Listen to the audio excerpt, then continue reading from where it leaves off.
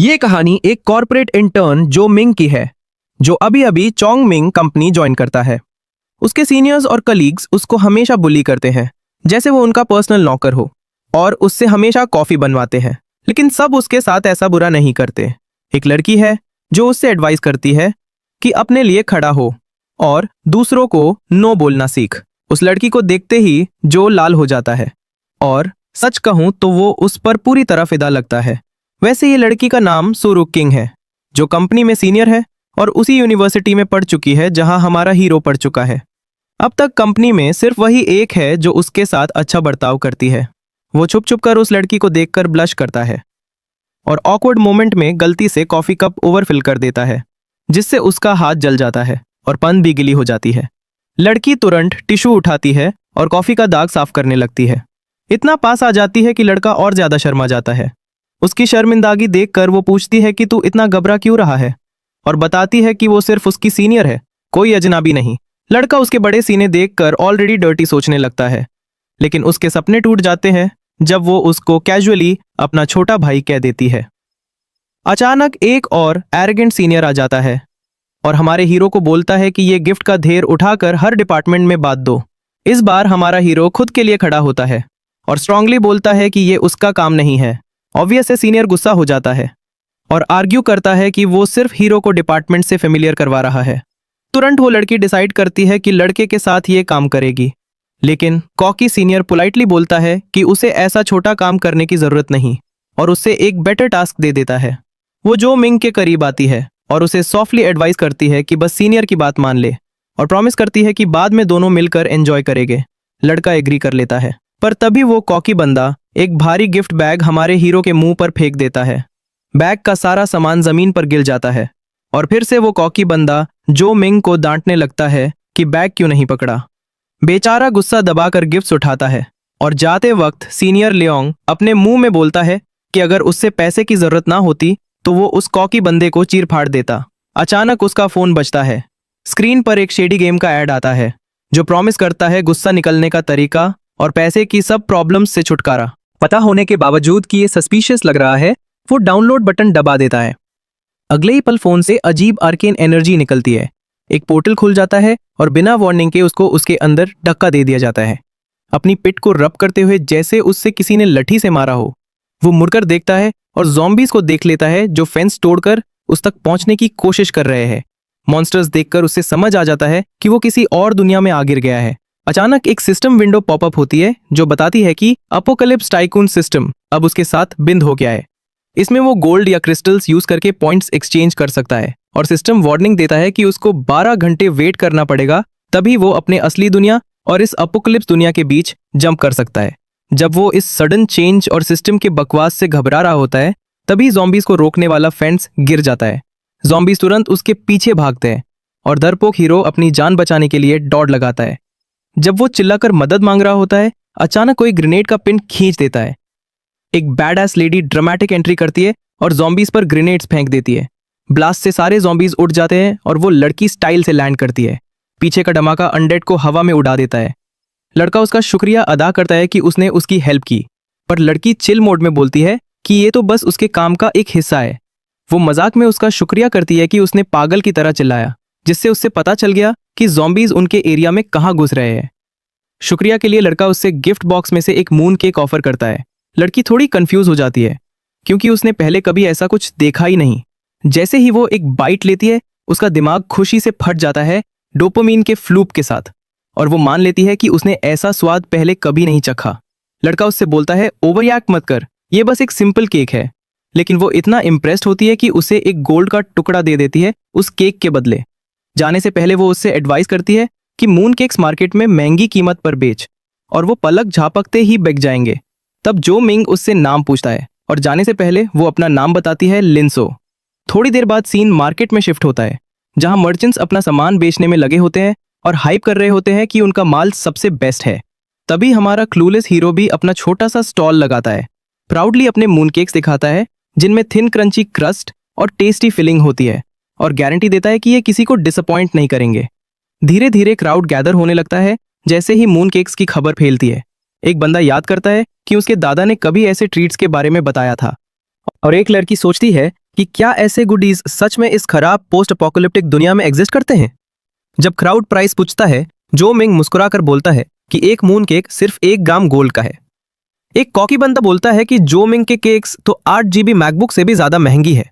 लेकिन जो मिंग अपनी सेल स्किल्स यूज करता है और बोलता है कि इस अनसर्टेन दुनिया में लोगों को टेस्टी चीजों का मजा लेना चाहिए जब तक चांस मिले, वरना शायद दोबारा मौका ना मिले। तभी एक बंदा क्राउड में हमारे हीरो की बात मान लेता है और एक मून केक खरीद लेता है। देखने वाले लोग गॉसिप करते हैं कि ये खरीदने वाला बंदा पक्का अमीर होगा, शायद एक मर्सिनरी। जैसे ही मर्सिनरी मून केक खाता है, उसके मुंह में फ्लेवर के फायरवर्क्स फूट जाते हैं। टोटल मजा आ जाता है। वो टेस्ट का इतना फिदा हो जाता है कि और केक्स के लिए 100 ग्राम गोल्ड तक ऑफर कर देता है। उस मर्सिनरी को देखकर और लोग लाइन में लग जाते हैं, अपना पैसा फेंकने के लिए, सिर्फ इस स्वाद का मजा लेने के लिए।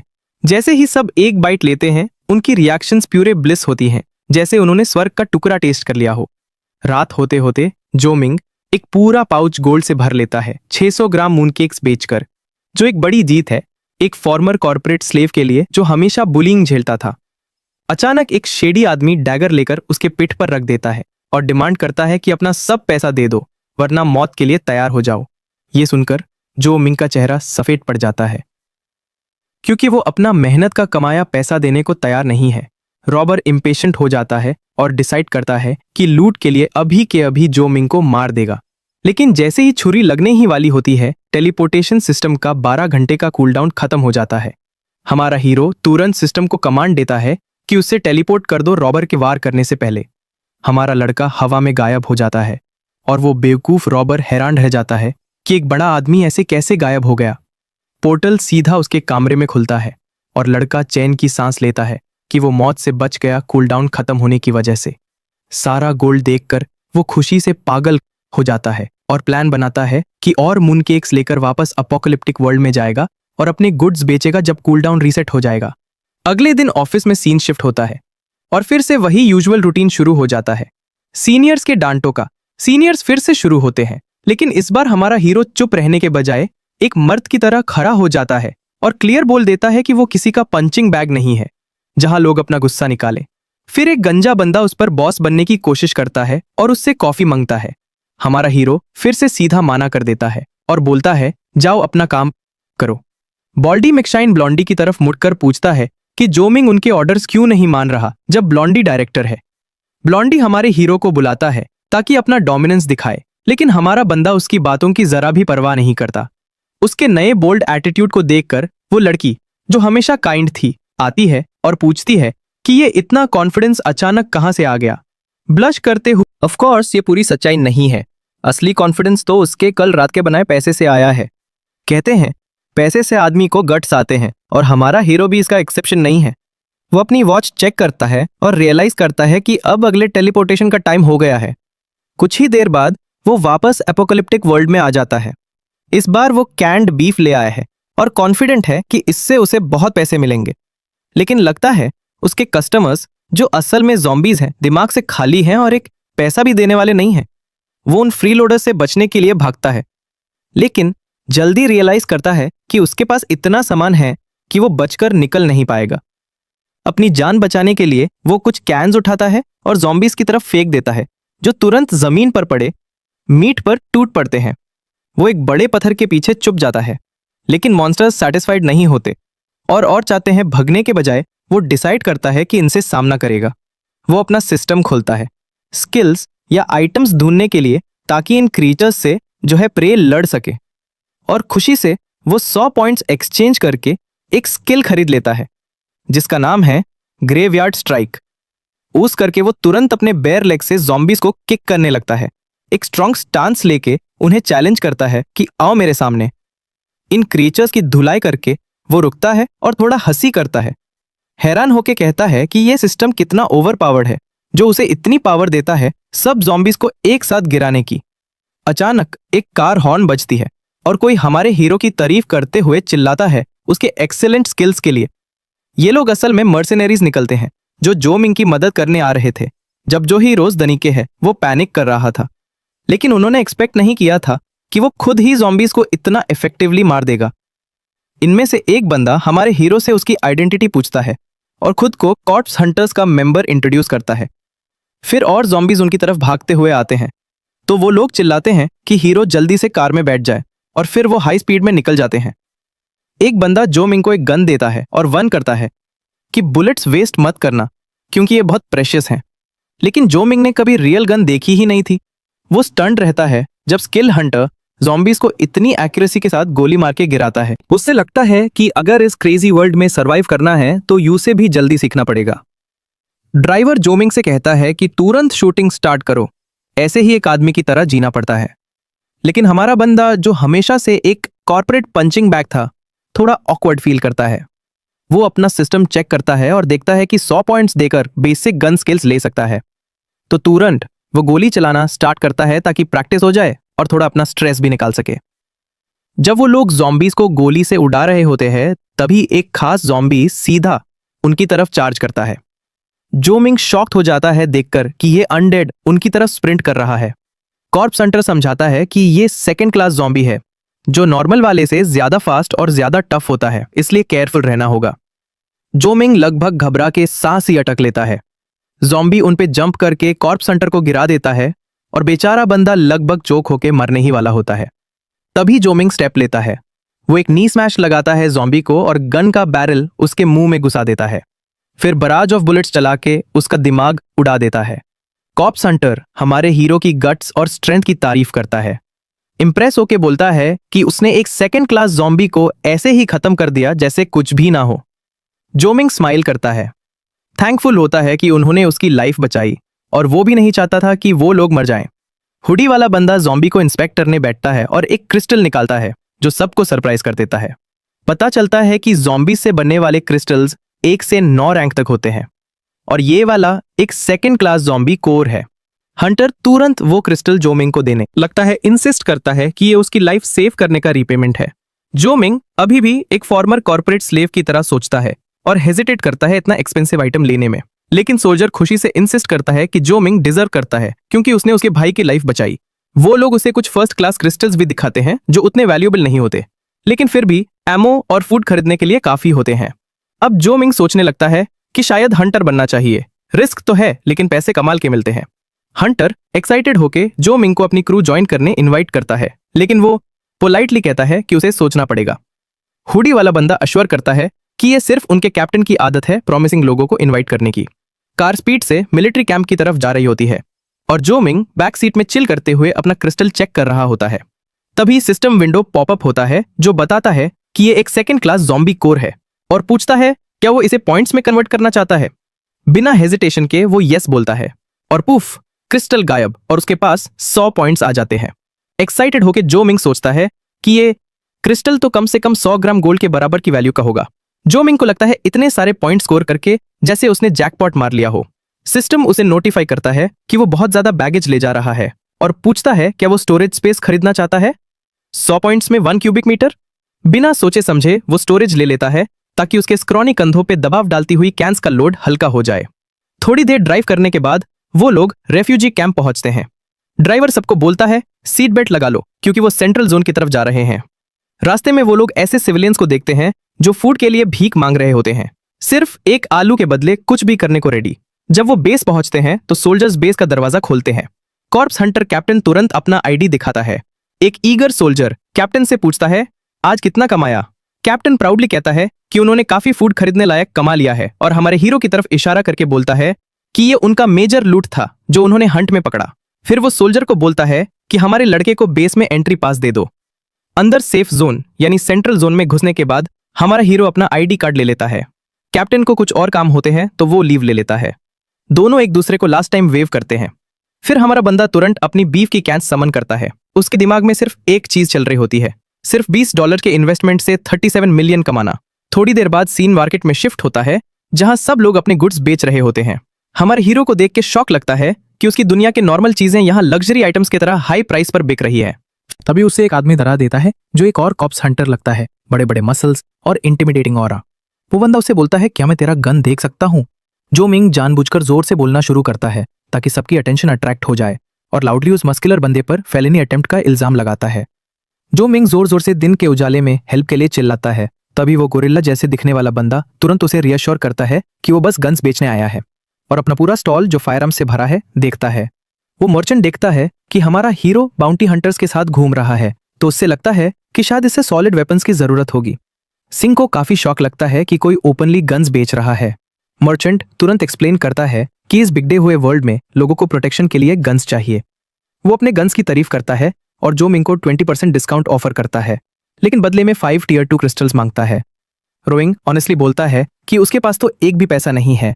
ये सुन के मर्चेंट डिसगस्टेड हो जाता है और गुस्से में बोलता है कि तू जा, मेरे सामने से हट जा ब्रोक आदमी। तभी जो मिंग अपना ट्रम्प कार्ड निकलता है। वो मर्चेंट को बोलता है कि कस्टमर्स के साथ अच्छा बिहेव करो और एक कैन ऑफ बीफ निकलता है। क्लेम करता है कि ये किसी फैंसी क्रिस्टल से भी ज्यादा कीमती है। मर्चेंट हैरान हो जाता है और मान लेता है कि कैन फूड यहाँ सबसे वैल्यूएबल है।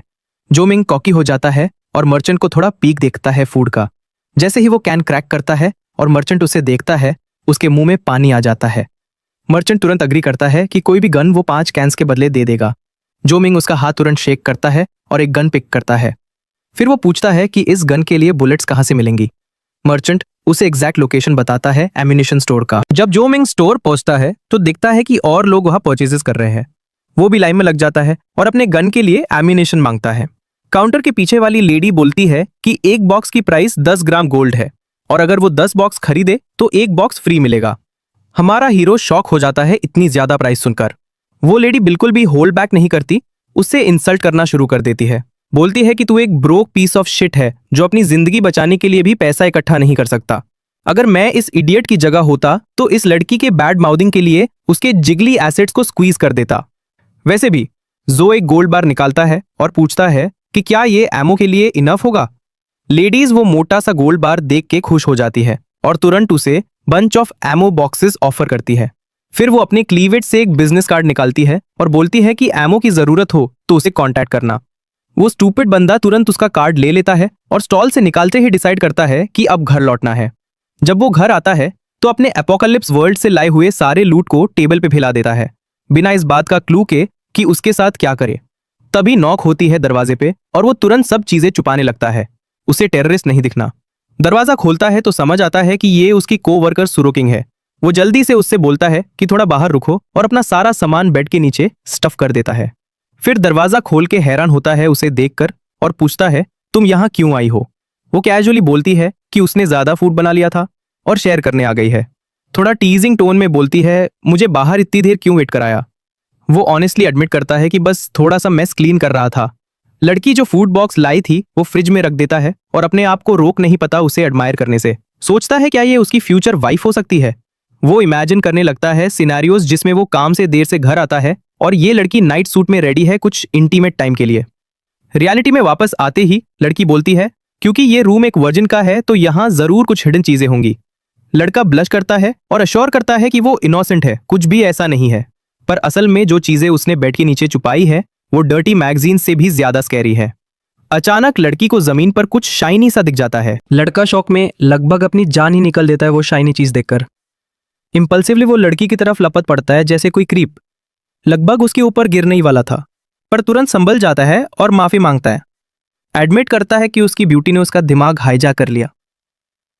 सरप्राइजिंगली लड़की उसकी इस फॉरवर्डनेस पे गुस्सा नहीं होती, बल्कि हिंट देती है कि अगर वो आगे बढ़ता तो उस बुरा नहीं लगता। वो टीज करते हुए चली जाती है और कहती है एक यंग लड़के का एक्साइटेड होना नॉर्मल है जब वो मुझे देखता है। लड़का सोचता है कि अब तो वो उससे नफरत करेगी उसके ऑकवर्ड मूव्स की वजह से, पर जाते जाते लड़की कन्फेस करती है कि उसे खुशी होती है ये जानकर कि वो उसे पसंद करता है। अकेले रहकर वो वर्जिन लड़का बिल्कुल फ्लस्टर्ड हो जाता है, ये सोचकर कि शायद वो भी उसे पसंद करती है।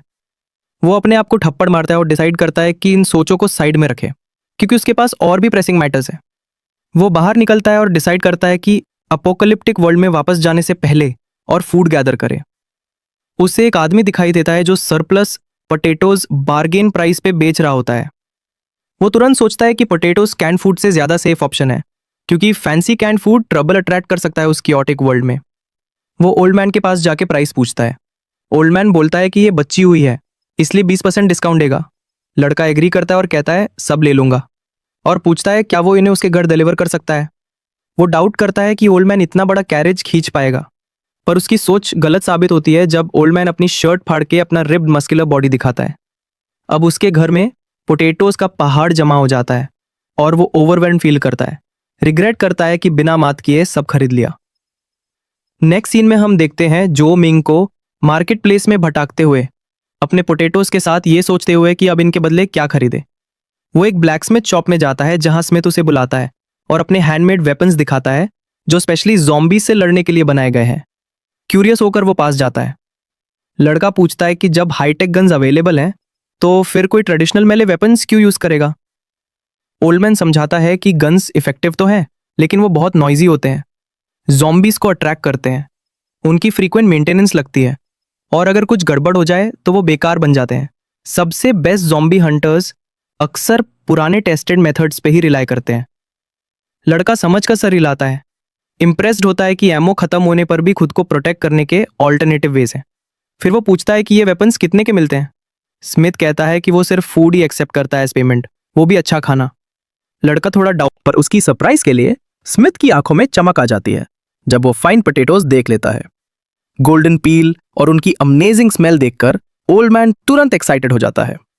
वो बिना टाइम वेस्ट किए अग्री कर लेता है पोटैटोज के बदले अपना बेस्ट नाइफ देने के लिए। वो जोमिंग को दिखाता है ज़ॉम्बी स्लाइसर, एक स्वॉर्ड जो क्रिस्टल से एम्बेडेड है और ज़ॉम्बीज को सिग्निफिकेंट डैमेज देती है। ये उसकी सबसे प्राइज्ड पोजेशन है। हमारे क्लूलेस बडी थोड़ा कंफ्यूज्ड होता है, सोचता है कि इतनी पतली स्वॉर्ड कुछ बार यूज होने के बाद टूट नहीं जाएगी क्या। स्मिथ उसे अश्योर करता है कि ये स्वॉर्ड ज़ॉम्बीज के बॉडी से क्रिस्टल्स अब्सॉर्ब करती है और जितने ज्यादा क्रिस्टल्स अब्सॉर्ब करती है उतनी ही स्ट्रांग बन जाती है। ये सुनकर लड़का थ्रिल्ड हो जाता है। किसके दिमाग में आता कि एक सैक ऑफ पोटैटोज इतनी वैल्यूएबल चीज दिलवा देगा। जोमिंग अपने स्टैट्स चेक करता है और डिसाइड करता है कि 100 पॉइंट्स स्पेंड करके एलिमेंट्री स्वॉर्ड मास्टरी एक्वायर करे। अब वो और कॉन्फिडेंट फील करता है और बसलिंग मार्केट प्लेस से निकालकर फॉरेस्ट के आउटस्कर्ट्स की तरफ बढ़ता है। जैसे ही ज़ॉम्बीज उसके करीब आते हैं वो तुरंत अपनी नई ज़ॉम्बी स्लाइसर निकालता है एक बड़ी सी स्मग के साथ और फिर वो जोर से स्विंग करता है। स्वॉर्ड ज़ॉम्बीज के नेक को ऐसे स्लैश करता है जैसे सैलेड के लिए क्यूकम्बर स्लाइस कर रहा हो। स्वॉर्ड प्रिसिशन और ग्रेस के साथ मूव करता है और उसका सरफेस ब्लड स्लाइड होने के बाद भी उतना ही क्लीन और कूल रहता है जैसे वो कभी यूज ही नहीं हुआ हो। जोमिंग स्वॉर्ड की इफेक्टिवनेस और ड्यूरेबिलिटी देखकर इंप्रेस्ड हो जाता है। उसके अंदर एक्साइटमेंट का सर्ज आता है क्योंकि अब उससे लगता है कि वो इस डेंजरस वर्ल्ड के चैलेंजेस हैंडल करने के लिए वेल इक्विप्ड है। वो तुरंत मॉन्स्टर से गिरता हुआ क्रिस्टल कलेक्ट करता है। तभी वो एक गन शॉट सुनता है और देखता है एक लेडी ज़ॉम्बीज को ब्लास्ट कर रही है नियरबाय। वो थोड़ी अनॉयड लग रही है क्योंकि ये लेवल 1 ज़ॉम्बीज उसे इतना लूट नहीं दे रहे कि वो अपना एमो रीस्टॉक कर सके। फिर एक लेवल 2 ज़ॉम्बी उस पर चार्ज करता है। वो ईगली अपना गन एम करती है, एक्सपेक्ट करती है कि इससे बेटर लूट मिलेगा क्योंकि ये टफर फो है। लेकिन एक पूरी मैगजीन एम्प्टी करने के बावजूद भी लॉन्ग टंग वाला ज़ॉम्बी बुलेट्स के बराज से बिल्कुल अनअफेक्टेड रहता है। वो अपने क्लीवेज में टक्ड दूसरा मैगजीन निकलने जा रही होती है पर तभी एकली मॉन्स्टर इतना फास्ट मूव करता है कि उसका हाथ ही पकड़ लेता है रीलोड करने से पहले। मैगजीन ग्राउंड पे गिर जाता है और वो अपना हाथ ज़ॉम्बी की ग्रिप से छुड़ाने की स्ट्रगल करती है। जल्दी ही ज़ॉम्बी अपनी टंग से उससे पूरा पकड़ लेता है और उसके ऊपर चिप चिप से स्लॉबर करना शुरू कर देता है। लड़की को स्लाइमी टंग का चेस्ट पर रब होना डिस्गस्टिंग लगता है, शायद सीक्रेटली एंजॉय भी कर रही हो, कौन जाने। तभी हमारा हीरो जंप करता है स्वॉर्ड हाथ में लेकर और एक ही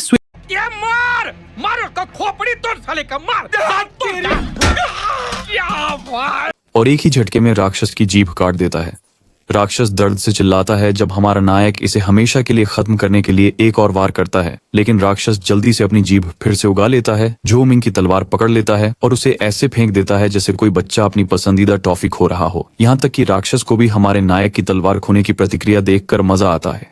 लेकिन राक्षस की खुशी का पल तब खत्म हो जाता है जब उसे सीधे गोलियां लगती हैं जो उसके शरीर को चीर देती हैं, और इन गोलियों के पीछे का खुश ट्रिगर सैनिक हमारा हीरो है। बेशक जैसे ही राक्षस गिरता है वह जल्दी से क्रिस्टल इकट्ठा करता है, लेकिन फिर उसे लड़की की याद आती है और वह उसकी ओर दौड़ता है।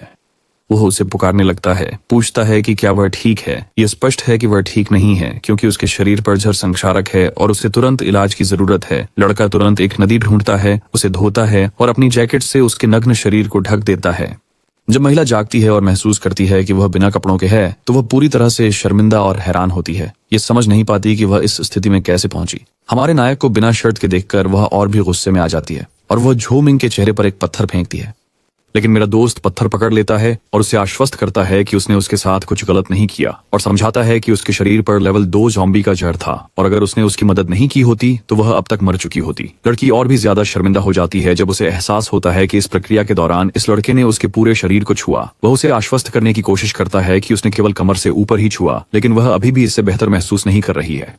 माहौल को हल्का करने के लिए लड़का कुछ स्वादिष्ट आलू निकालता है और उससे बताता है कि वह उन्हें मुआवजे के रूप में ले सकती है। महिला हैरान हो जाती है, लेकिन उन आलूओं में पूरी तरह से डूब जाती है, हर एक टुकड़े का आनंद लेती है, भले ही वह कच्चा आलू खा रही हो, कोई बात नहीं। फिर लड़का सुझाव देता है कि अतिरिक्त स्वाद के लिए कुछ लौगनदाई सॉस डालें। महिला बताती है कि यह चीज यहाँ नहीं मिलती और वह हमेशा इसे आजमाना चाहती थी, लेकिन यह बेहद महंगा है। अभी वह उत्सुकता से सॉस को आलू पर फैलाती है और हर कौर में इसे स्वादिष्ट पाती है। लगता है कि उस लड़के ने एक नया साइड गिग ढूंढ लिया है, मसाले बेचकर कुछ और पैसे कमाने के लिए। लड़की कूदकर पूछती है कि क्या हमारा हीरो उसे बाकी लाओगन डाई सॉस बेच देगा। लड़का पहले थोड़ा हैरान होता है, लेकिन फिर वह पूरी बोतल दे देता है, कहता है कि वह इसे बेचने में खुश होगा। महिला पूरी बोतल मुफ्त में पाकर हैरान हो जाती है। वो शक करने लगती है क्योंकि इनमें से एक आसानी से बाजार में 10 सोने के सिक्के ला सकता है, फिर भी यह लड़का इसे मुफ्त में दे रहा है। यह उसे इस लड़के के बारे में जानने के लिए उत्सुक बनाता है। फिर लड़का पूछता है कि क्या वह भविष्य में और इस अच्छी चीज को चाहेंगी। लड़की उत्सुकता से सिर हिलाती है, कहती है कि वह जरूर चाहेंगी, लेकिन अभी उसके पास पैसे नहीं हैं। लड़का फिर अचानक कहता है कि वह अन्य चीजों का व्यापार कर सकती है, जैसे उसका शरीर। लड़की यह सुनकर शर्म से लाल हो जाती है और उसे पीछे धकेल देती है, रक्षात्मक होकर कहती है कि वह खाने और पैसे के लिए खुद को नहीं बेच रही है। लड़का जल्दी से स्पष्ट करता है कि उसका मतलब वैसा नहीं था। वह समझाता है कि वह उसे काम पर रखना चाहता है। वह वादा करता है कि वह उसके लिए काम करेगी और बदले में वह उसे खाना खिलाएगा और जीवित रहने के लिए आवश्यक सभी उपकरण प्रदान करेगा। महिला फिर से उसका गला घोंटने लगती है, यह जानने की मांग करती है कि उसने पहले यह क्यों नहीं बताया। फिर वह उसकी शर्तों को मान लेती है, लेकिन जोर देती है कि वह अब से केवल उसके लिए काम करेगी और उसके आदेश के तहत वह कुछ और नहीं करेगी जो वह सोच सकता है। वह आदमी तुरंत जंगली सपने देखने लगता है, उसे एक बनी सूट में कल्पना करता है और लड़की उसे बताती है कि उसे एक झोंबी के रूप में सोचे और उसे अपनी बंदूक से गोली मारने के लिए कहती है, चाहे वह कोई भी बंदूक हो।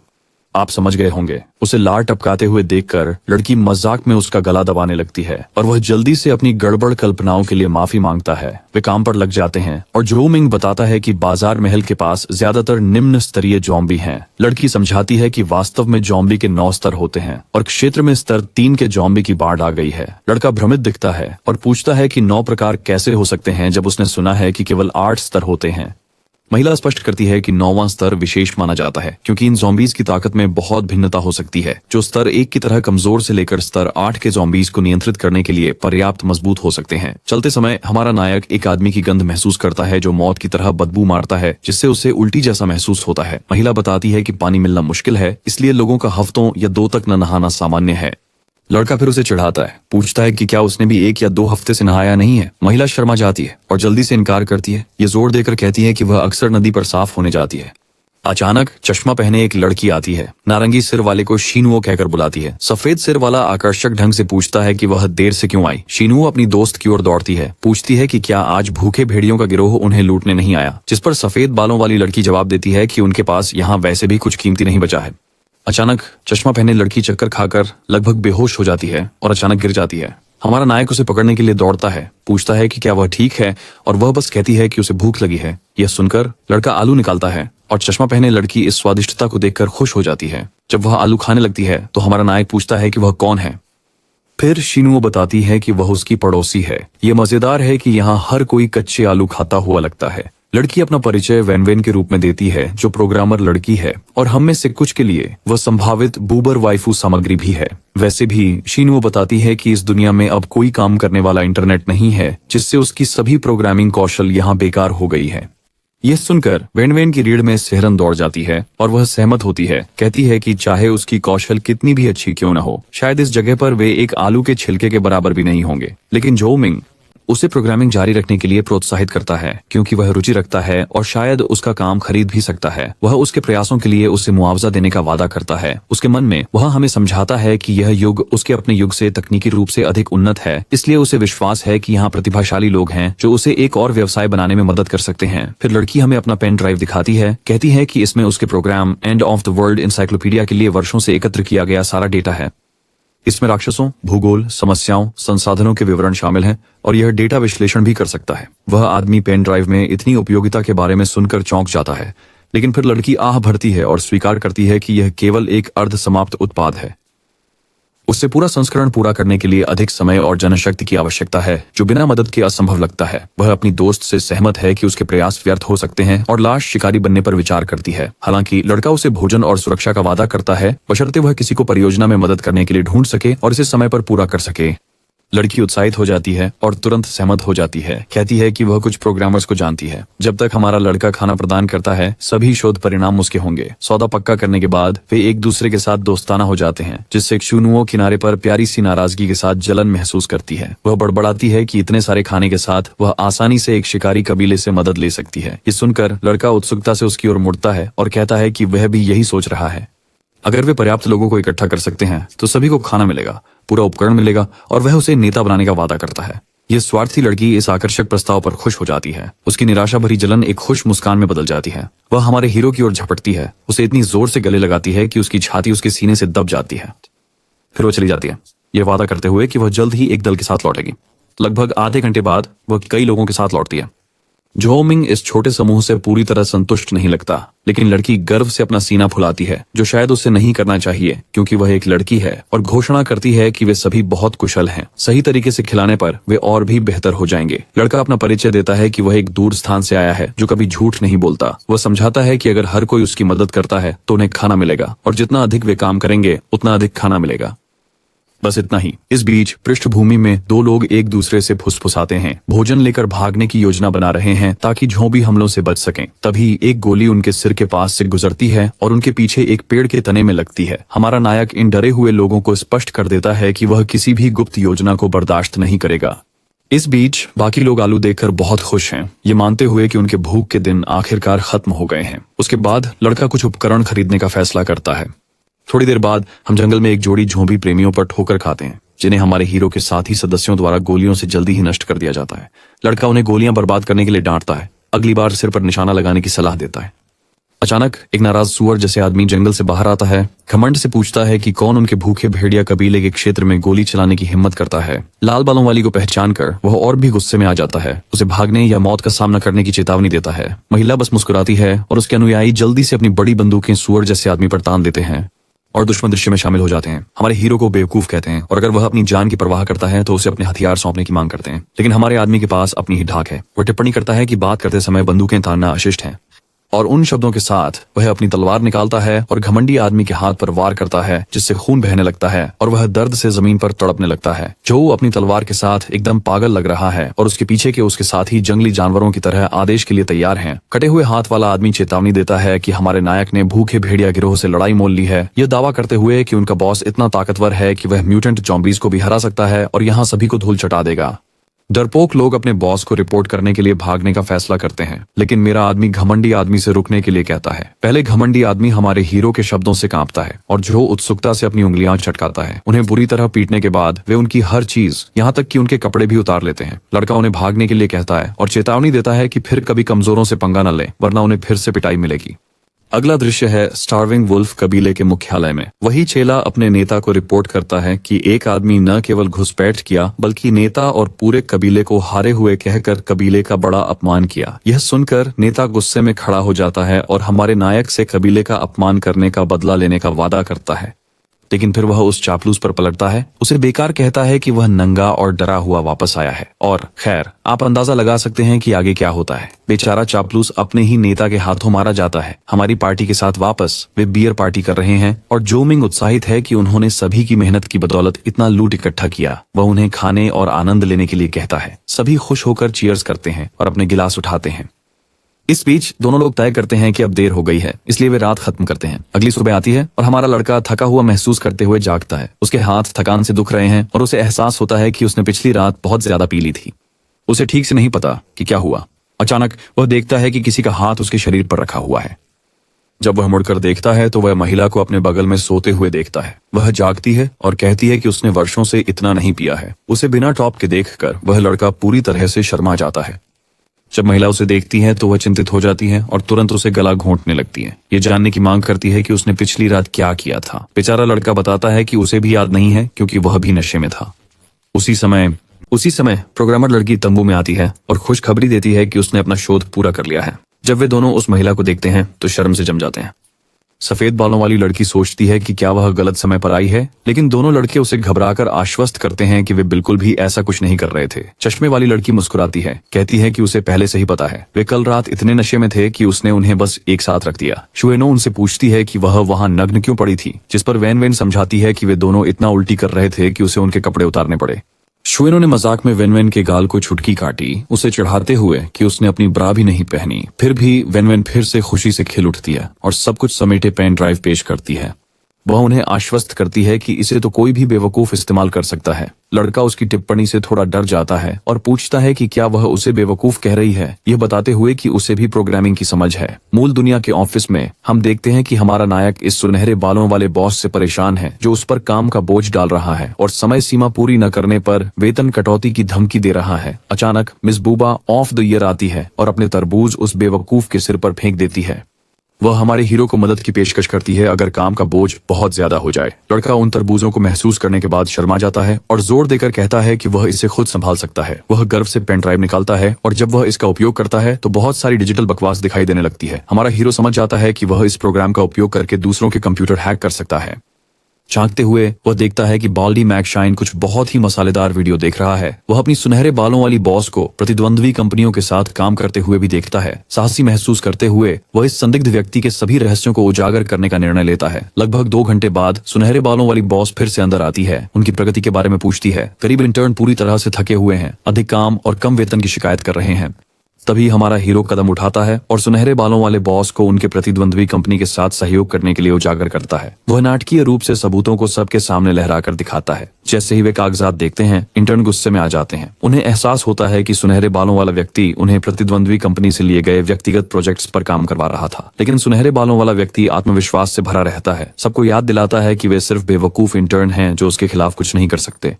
तभी निर्देशक अंदर आते हैं और सुनहरे बालों वाले से पूछते हैं कि वह अभी क्या कह रहा था।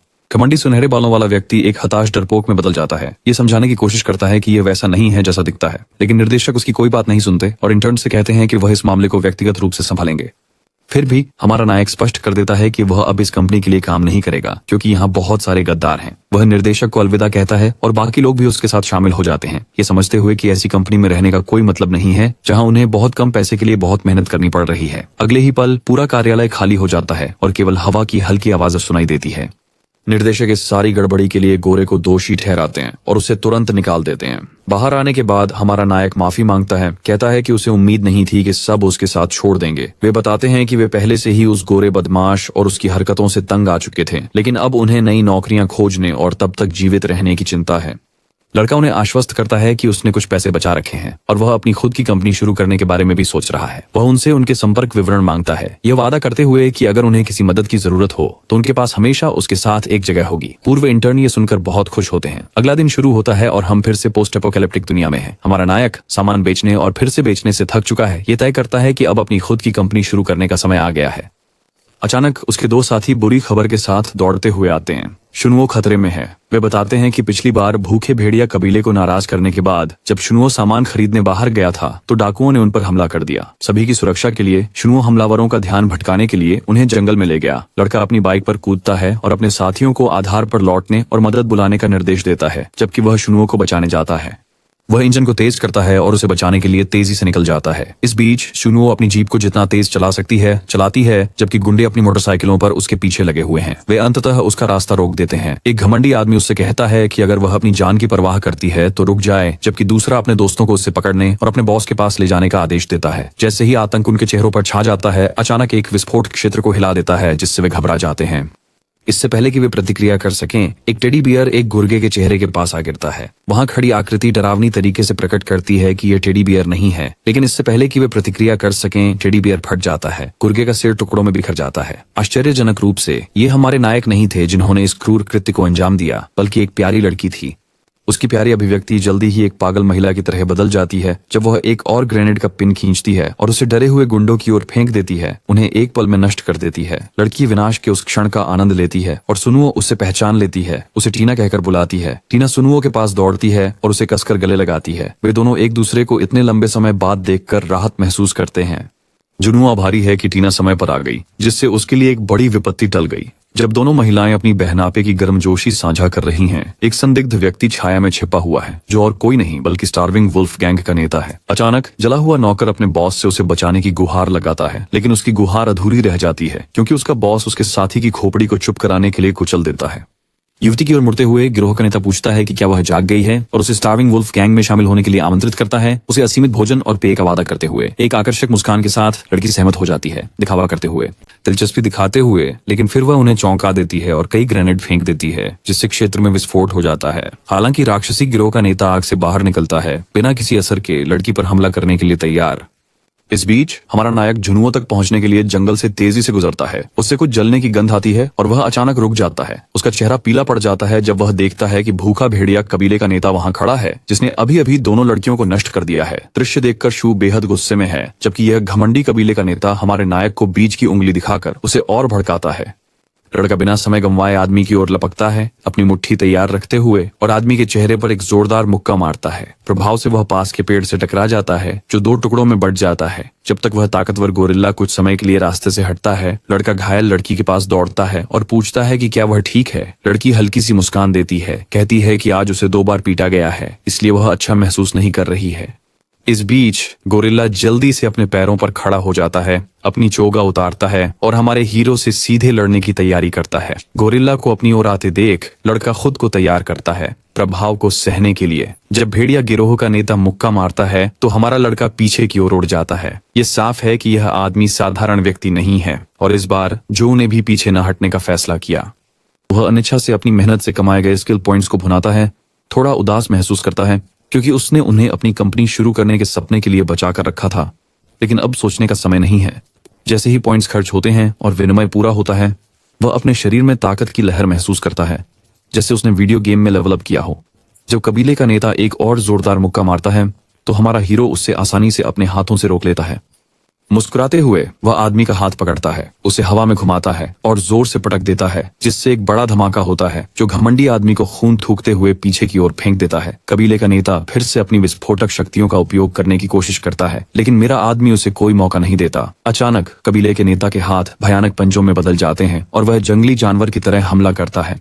जैसे ही लड़का जमीन पर होता है, वह आश्चर्य से देखता है कि वह आदमी उसकी आंखों के सामने एक जंगली भेड़िए में बदल जाता है। भेड़िया यह स्पष्ट कर देता है कि हमारा लड़का मजबूत हो सकता है, लेकिन वह एक जागृत के लिए निश्चित रूप से कोई मुकाबला नहीं है। ऐसा लगता है कि जो मिंग को अब तक यह नहीं पता था कि जागृत व्यक्ति क्या होता है। राक्षस ये प्रकट करता है कि केवल कुछ लोग जब ज़ॉम्बीज से एक निश्चित मात्रा में क्रिस्टल अवशोषित कर लेते हैं तो वे मनुष्यों से अधिक शक्ति प्राप्त कर सकते हैं।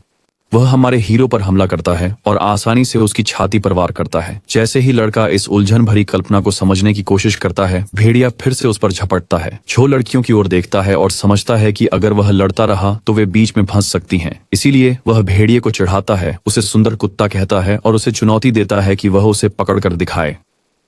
जो वादा करता है कि अगर वह उसे पकड़ लेता है तो उसे चबाने के लिए एक हड्डी देगा। अपमान से भेड़िया गुस्से में दहाड़ता है। हमारा नायक छलांग लगाता है, राक्षस को जंगल में ले जाता है जहां वे अकेले लड़ सकते हैं। राक्षस उसे छिपना और भागना बंद करने के लिए कहता है, लेकिन जो अपने पेड़ की शाखा से हाथ में तलवार लेकर कूदता है। भेड़िया तुरंत बिजली की गति से मुड़ता है और जो को पेड़ के खिलाफ दबा देता है। भेड़िया अपनी बिजली जैसी तेज इंद्रियों का घमंड करता है, दावा करता है कि कोई उसे घात नहीं लगा सकता। लेकिन जो की शुरुआत में मोटे दिमाग वाले भेड़िए पर घात लगाने की कोशिश नहीं थी। वह बस अपने गाल फुलाता है और भेड़िए के चेहरे पर एक बदबूदार सांस छोड़ता है। भेड़िए की तीव्र सूंघने की शक्ति उसे धोखा देती है, क्योंकि जो की बदबूदार सांस उसे हरा देती है। जो को एहसास होता है कि कोई भी, खासकर एक भेड़िया जिसकी सूंघने की शक्ति तेज है, चाइव्स, अंडे और लहसुन से भरे पकौड़ों की बदबू सहन नहीं कर सकता। राक्षस नाराज हो जाता है और हमारे नायक पर अपनी घातक भुजा घुमाता है, लेकिन जो अपनी तलवार पकड़ता है और राक्षस के हाथ को आसानी से काट देता है और उसे कई टुकड़ों में काट देता है, जैसे कि वह कुछ और नहीं बल्कि एक खीरा हो। राक्षस के मरने के बाद उसके सीने के पास कुछ चमकदार चीज उसकी नजर में आती है, जो इंद्रधनुष जैसे क्रिस्टल की तरह दिखती है। जो उसे तुरंत उठा लेता है और क्रिस्टल को अवशोषित कर लेता है। एक सिस्टम विंडो पॉपअप होती है, ये घोषणा करते हुए कि होस्ट ने एक विशेष क्रिस्टल को अवशोषित कर लिया है। सिस्टम स्तर बढ़ता है, जिससे जो को झोंबी लॉर्ड नामक कौशल प्राप्त होता है। इस कौशल के साथ वह उन झोंबी प्रकार के प्राणियों को पुनर्जीवित, मरम्मत और नियंत्रित करने की क्षमता प्राप्त करता है जिन्होंने अपने शव क्रिस्टल खो दिए हैं। खैर, ऐसा लगता है कि हमारे नायक को कुछ बहुत उपयोगी मिल गया है। वह इस बात से उत्साहित है कि अब वह उन पराजित ज़ॉम्बियों को नियंत्रित कर सकता है। फिर अचानक एक नया मिशन सामने आता है। कम से कम 100 लोगों के लिए 1 महीने के भीतर एक आश्रय बनाओ और इनाम के रूप में ये है 3000 अंक। लेकिन यहाँ पर ट्विस्ट है, अगर वह असफल होता है तो हमारे हीरो के लिए मौत है। वह दांव को लेकर घबरा रहा है, लेकिन वह इसे झटक देता है और इसके साथ चलने का फैसला करता है। दिन का एक अच्छा हिस्सा बीत जाता है और हम बेस कैंप पर वापस आते हैं। वहाँ एक नई लड़की है, टीना, जो हमारे हीरो से अपना परिचय करवा रही है। पता चला कि उसने 3 साल पहले अपनी बहन शुनुओ को बचाया था और अब वह एक अकेली झोंबी शिकारी के रूप में काम कर रही है। लड़का हैरान है कि इतनी छोटी लड़की अकेले झोंबी का शिकार कर सकती है। फिर शुनो हमारे हीरो को बताती है कि वह जागृत है, इसलिए उससे इतनी उम्मीद की जाती है। लड़का अभी भी इस जागृत चीज के बारे में जिज्ञासु है, इसलिए टीना उसे जानकारी देती है। कुछ इंसान उन ज़ॉम्बीज से संक्रमित होने के बाद खुद ज़ॉम्बी नहीं बनते, इसके बजाय उनके सिर में ये रंगीन क्रिस्टल बन जाते हैं। अगर उन्हें एक विशेष शव क्रिस्टल मिल जाए तो ये उन्हें पागल शक्तियों के साथ जागृत कर सकता है। इसे ही जागृत होना कहते हैं। टीना की खासियत चीजों को विस्फोटक में बदलना है और वह इसे वहीं एक गिलास उड़ाकर साबित करती है। हमारे लड़के का मुंह यह देखकर खुला का खुला रह जाता है, क्योंकि जागृत लोग उसे लगभग अजय लगते हैं, लेकिन जुनुओ उसे सही रास्ते पर लाते हैं। कहते हैं कि यह इतना सरल नहीं है। जागृत भी ज़ॉम्बीज की तरह स्तरित होते हैं और उनके कुल 9 स्तर होते हैं। टीना शायद स्तर 3 पर है और जिस व्यक्ति को हमारे नायक ने हराया था वह संभवतः स्तर 4 पर था। टीना हमारे नायक के प्रति हमेशा के लिए अपनी वफादारी की कसम खाती है। यह देखकर प्रभावित होती है कि उसने भेड़िया कबीले के नेता को कितनी आसानी से हरा दिया। लड़का खुशी से मुस्कुराता है और टीना को जीवन भर के भोजन का वादा भी करता है। बाद में हमारा नायक भेड़िया कबीले के नेता के पूर्व अनुचरों का सामना करता है। ये बताते हैं कि वे सिर्फ डार्क मून फार्म के किसान थे जिनकी जमीन भेड़िया नेता ने छीन ली थी और अब जब वह चला गया है तो वे हमारे नायक के प्रति आभारी हैं कि उसने उन्हें मुक्त किया। लड़का उनकी प्रशंसा को टाल देता है, लेकिन सुझाव देता है कि वे अपनी वापस पाई हुई जमीन पर खेती करने लौट जाएं। हालांकि किसान बताते हैं कि जमीनें अभी भी भेड़िया नेता के अनुचरों के कब्जे में हैं, इसलिए वे हमारे नायक के स्थान पर रहने की जिद करते हैं और वादा करते हैं कि उन्हें पर्याप्त भोजन मिलता रहे तो वे कड़ी मेहनत करेंगे। सोच विचार के बाद हमारा नायक उन्हें रहने देने का फैसला करता है, इसे वहां अपना आधार बनाने की दिशा में एक कदम मानते हुए। लेकिन ये 2 जोशीली महिलाएं उन लोगों को सबक सिखाने के लिए उत्सुक हैं। बाद में हम खुद को डार्क मून फार्म में पाते हैं, जहाँ हर कोई गिरोह का नेता बनने के लिए लड़ रहा है। हमारा नायक हस्तक्षेप करता है, पूछता है कि क्या सबसे मजबूत को नेतृत्व करना चाहिए, तो वह खुशी से जिम्मेदारी लेने को तैयार है। वह कूदता है और तुरंत दोनों प्रतिद्वंद्वियों को हरा देता है। टीना भी लड़ाई में शामिल हो जाती है और अपने बमों से पूरे स्थान को उड़ा देती है। अन्य किसान भी उत्तेजित हो जाते हैं और अपने गिरे हुए साथियों का बदला लेने का निर्णय लेते हैं। 30 मिनट बाद वे कभी उत्सुक लड़ाके अब सभी जमीन पर पड़े हैं, पराजित। फिर हमारा लड़का किसानों को आश्वस्त करता है कि अब यह जमीन फिर से सही तरीके से उनकी है। लेकिन मूल किसान भविष्य में होने वाले आक्रमणों को लेकर चिंतित रहते हैं। वे प्रस्ताव करते हैं कि हमारा नायक डार्क मून फार्म का नेतृत्व संभाले ताकि वे सुरक्षित रहें। बिना किसी हिचकिचाहट के हमारा व्यक्ति उन्हें अपना भाई घोषित करता है। भोजन, एकता और किसी भी खतरे के खिलाफ रक्षा का वादा करता है। हर कोई उसके पीछे खड़ा हो जाता है, जो भी आए उसका सामना करने के लिए तैयार।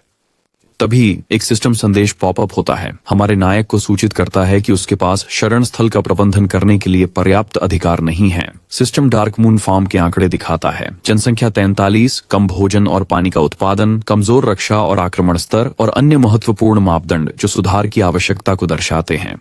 तो हमारा आदमी पसीने में तरबतर हो जाता है जब वह देखता है कि वह पूरी तरह से उन क्रिस्टल फसलों और सोने पर निर्भर है चीजों को मजबूत करने के लिए। जैसे ही वह हार मानने वाला होता है, वेन अच्छी खबर के साथ आती है। उन्होंने भूखे भेड़िया गिरोह का सोने के क्रिस्टल का खजाना ढूंढ लिया है। वह चेस्ट खोलने लगती है, जबकि पीछे से उसका अपना चेस्ट पूरी तरह से खुला है, नीचे की ओर छेदने के लिए तैयार।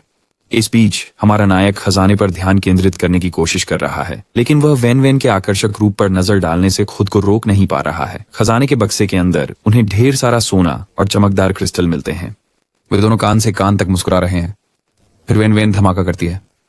हालांकि उनके पास अब नई दौलत है, उनका आधार गंभीर रूप से जनशक्ति की कमी से जूझ रहा है। अगर कोई मजबूत ताकत इस जगह का पता लगा लेती है तो इसकी रक्षा करना एक बुरा सपना हो सकता है। तो लड़के के दिमाग में एक पागल विचार आता है। वह उन सभी गिरे हुए लोगों को इकट्ठा करता है और अपनी प्रणाली की मदद से उन्हें वापस बुलाना शुरू करता है। जब वह अजीब नीली ऊर्जा जमीन पर लगती है, बम, ये लोग ऐसे उठने लगते हैं जैसे कुछ हुआ ही नहीं। टीना इस अजीब पुनर्जीवन शो को देखकर घबरा जाती है और जुनुओ उन्हें टुकड़े टुकड़े करने के लिए तैयार है। लेकिन हमारा हीरो जल्दी से बीच में आता है। वह समझाता है कि ये सामान्य ज़ॉम्बी नहीं है, बल्कि आत्मा रहित शव हैं जिन्हें उसने खुद पुनर्जीवित किया है। महिला अभी भी संदेह में है, लेकिन लड़का इन पुनर्जीवित लोगों में से एक को कुल्हाड़ी देता है, ये साबित करते हुए कि उसके पास इन मृतकों को नियंत्रित करने की विशेष शक्ति है।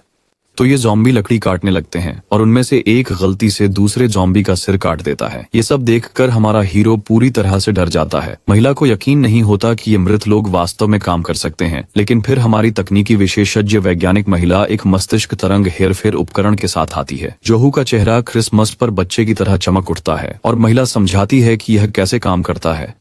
हेडसेट में एक चिप दूसरी जॉम्बी के दिमाग में और बूम, जॉम्बी नियंत्रण में है। बेबी वही से आजमाने के लिए पास की किसी चीज को पकड़ने की कोशिश करता है जो संयोग से झुनुओं का पीछ जैसा पिछला हिस्सा होता है। यह अच्छा नहीं लगता। वह जॉम्बी को उसके अनचाहे हरकतों के लिए लात मारती है। लगता है हमारे हीरो ने भी वही क्रूर लात महसूस की जो जॉम्बी ने की, लेकिन इससे उसके दिमाग में एक और विचार आया। वह अपनी योजना पेश करने के लिए सभी को इकट्ठा करता है।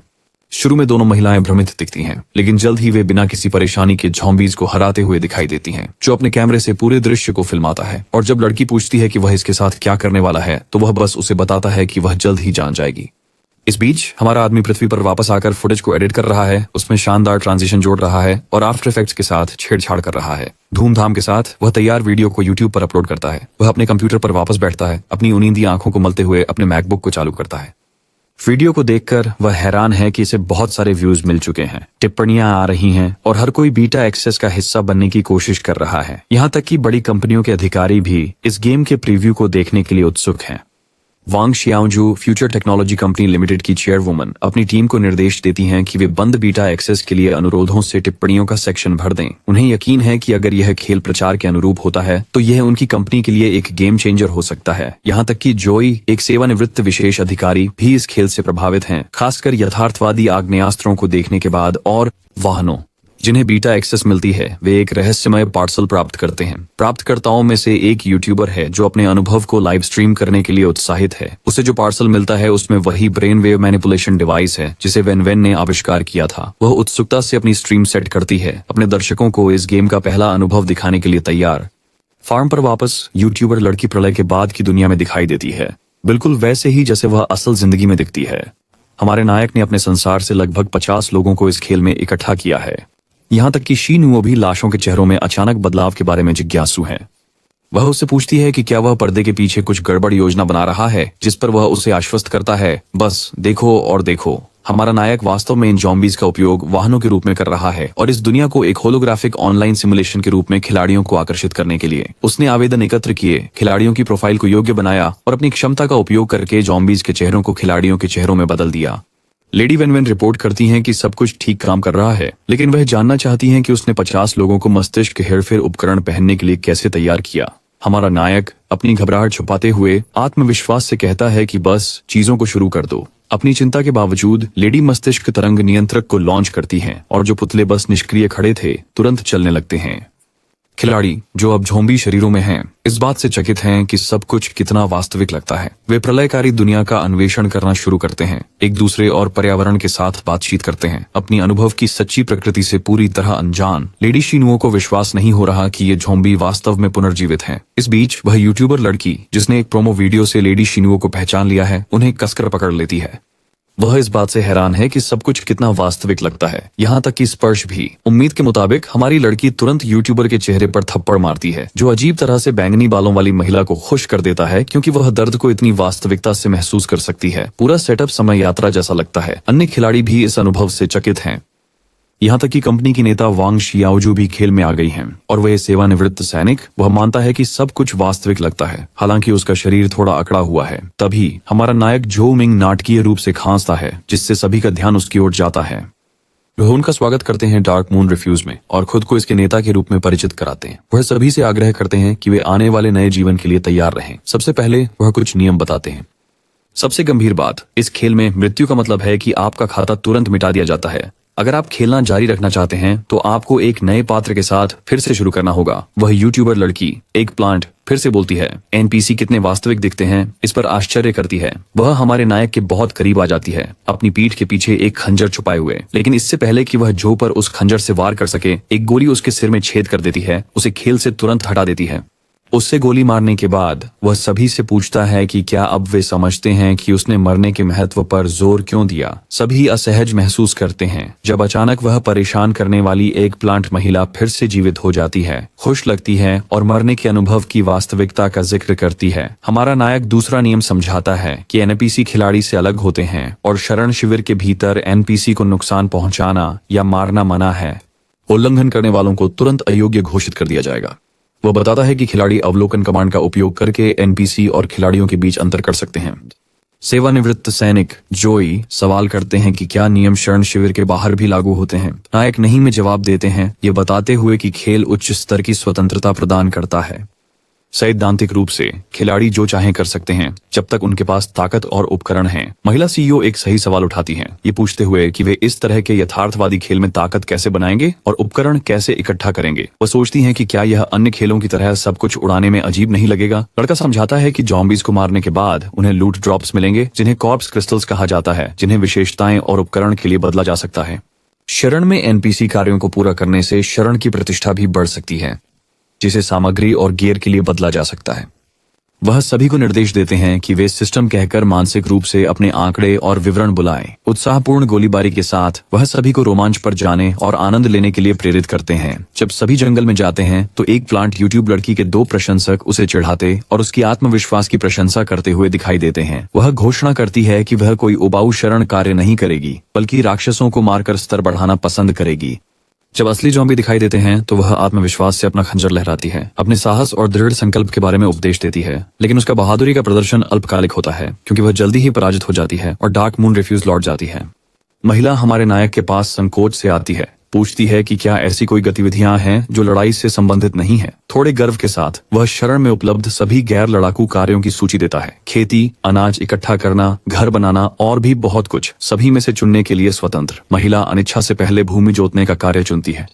मेरा आदमी गर्व से उस खेत की ओर इशारा करता है जहां लोग तेज धूप में काम कर रहे हैं, लेकिन उसका ध्यान जल्दी ही किसी के उपकरण खरीदने की बात से खींचा जाता है।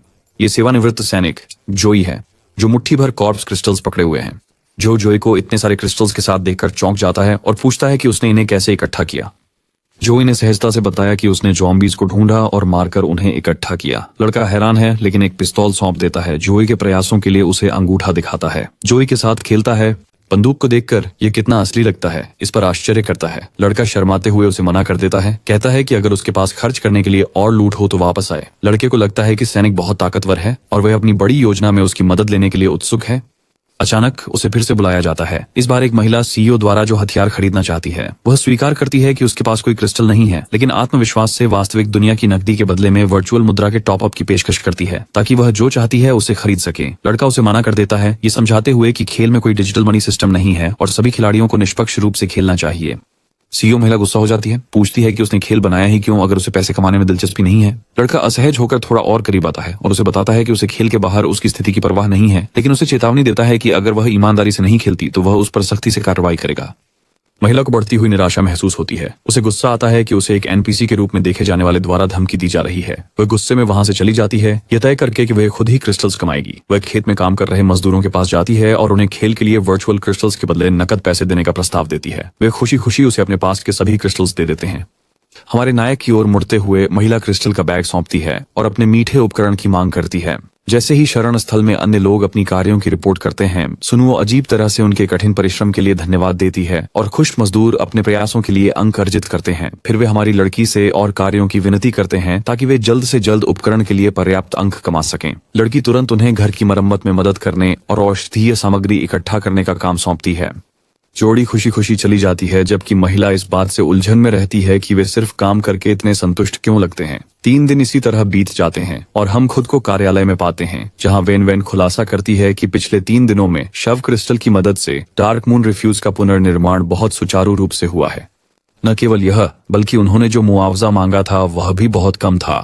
शुनुओं का कहना है कि लोग बहुत ऊर्जावान लगते हैं, जैसे कि वे बहुत काम करने से थकते नहीं हैं और वे वास्तव में खुश दिखाई देते हैं। हमारा नायक खुशी से बताता है कि इस प्रगति के साथ बस्ती के विस्तार के लिए ज्यादा समय नहीं लगेगा।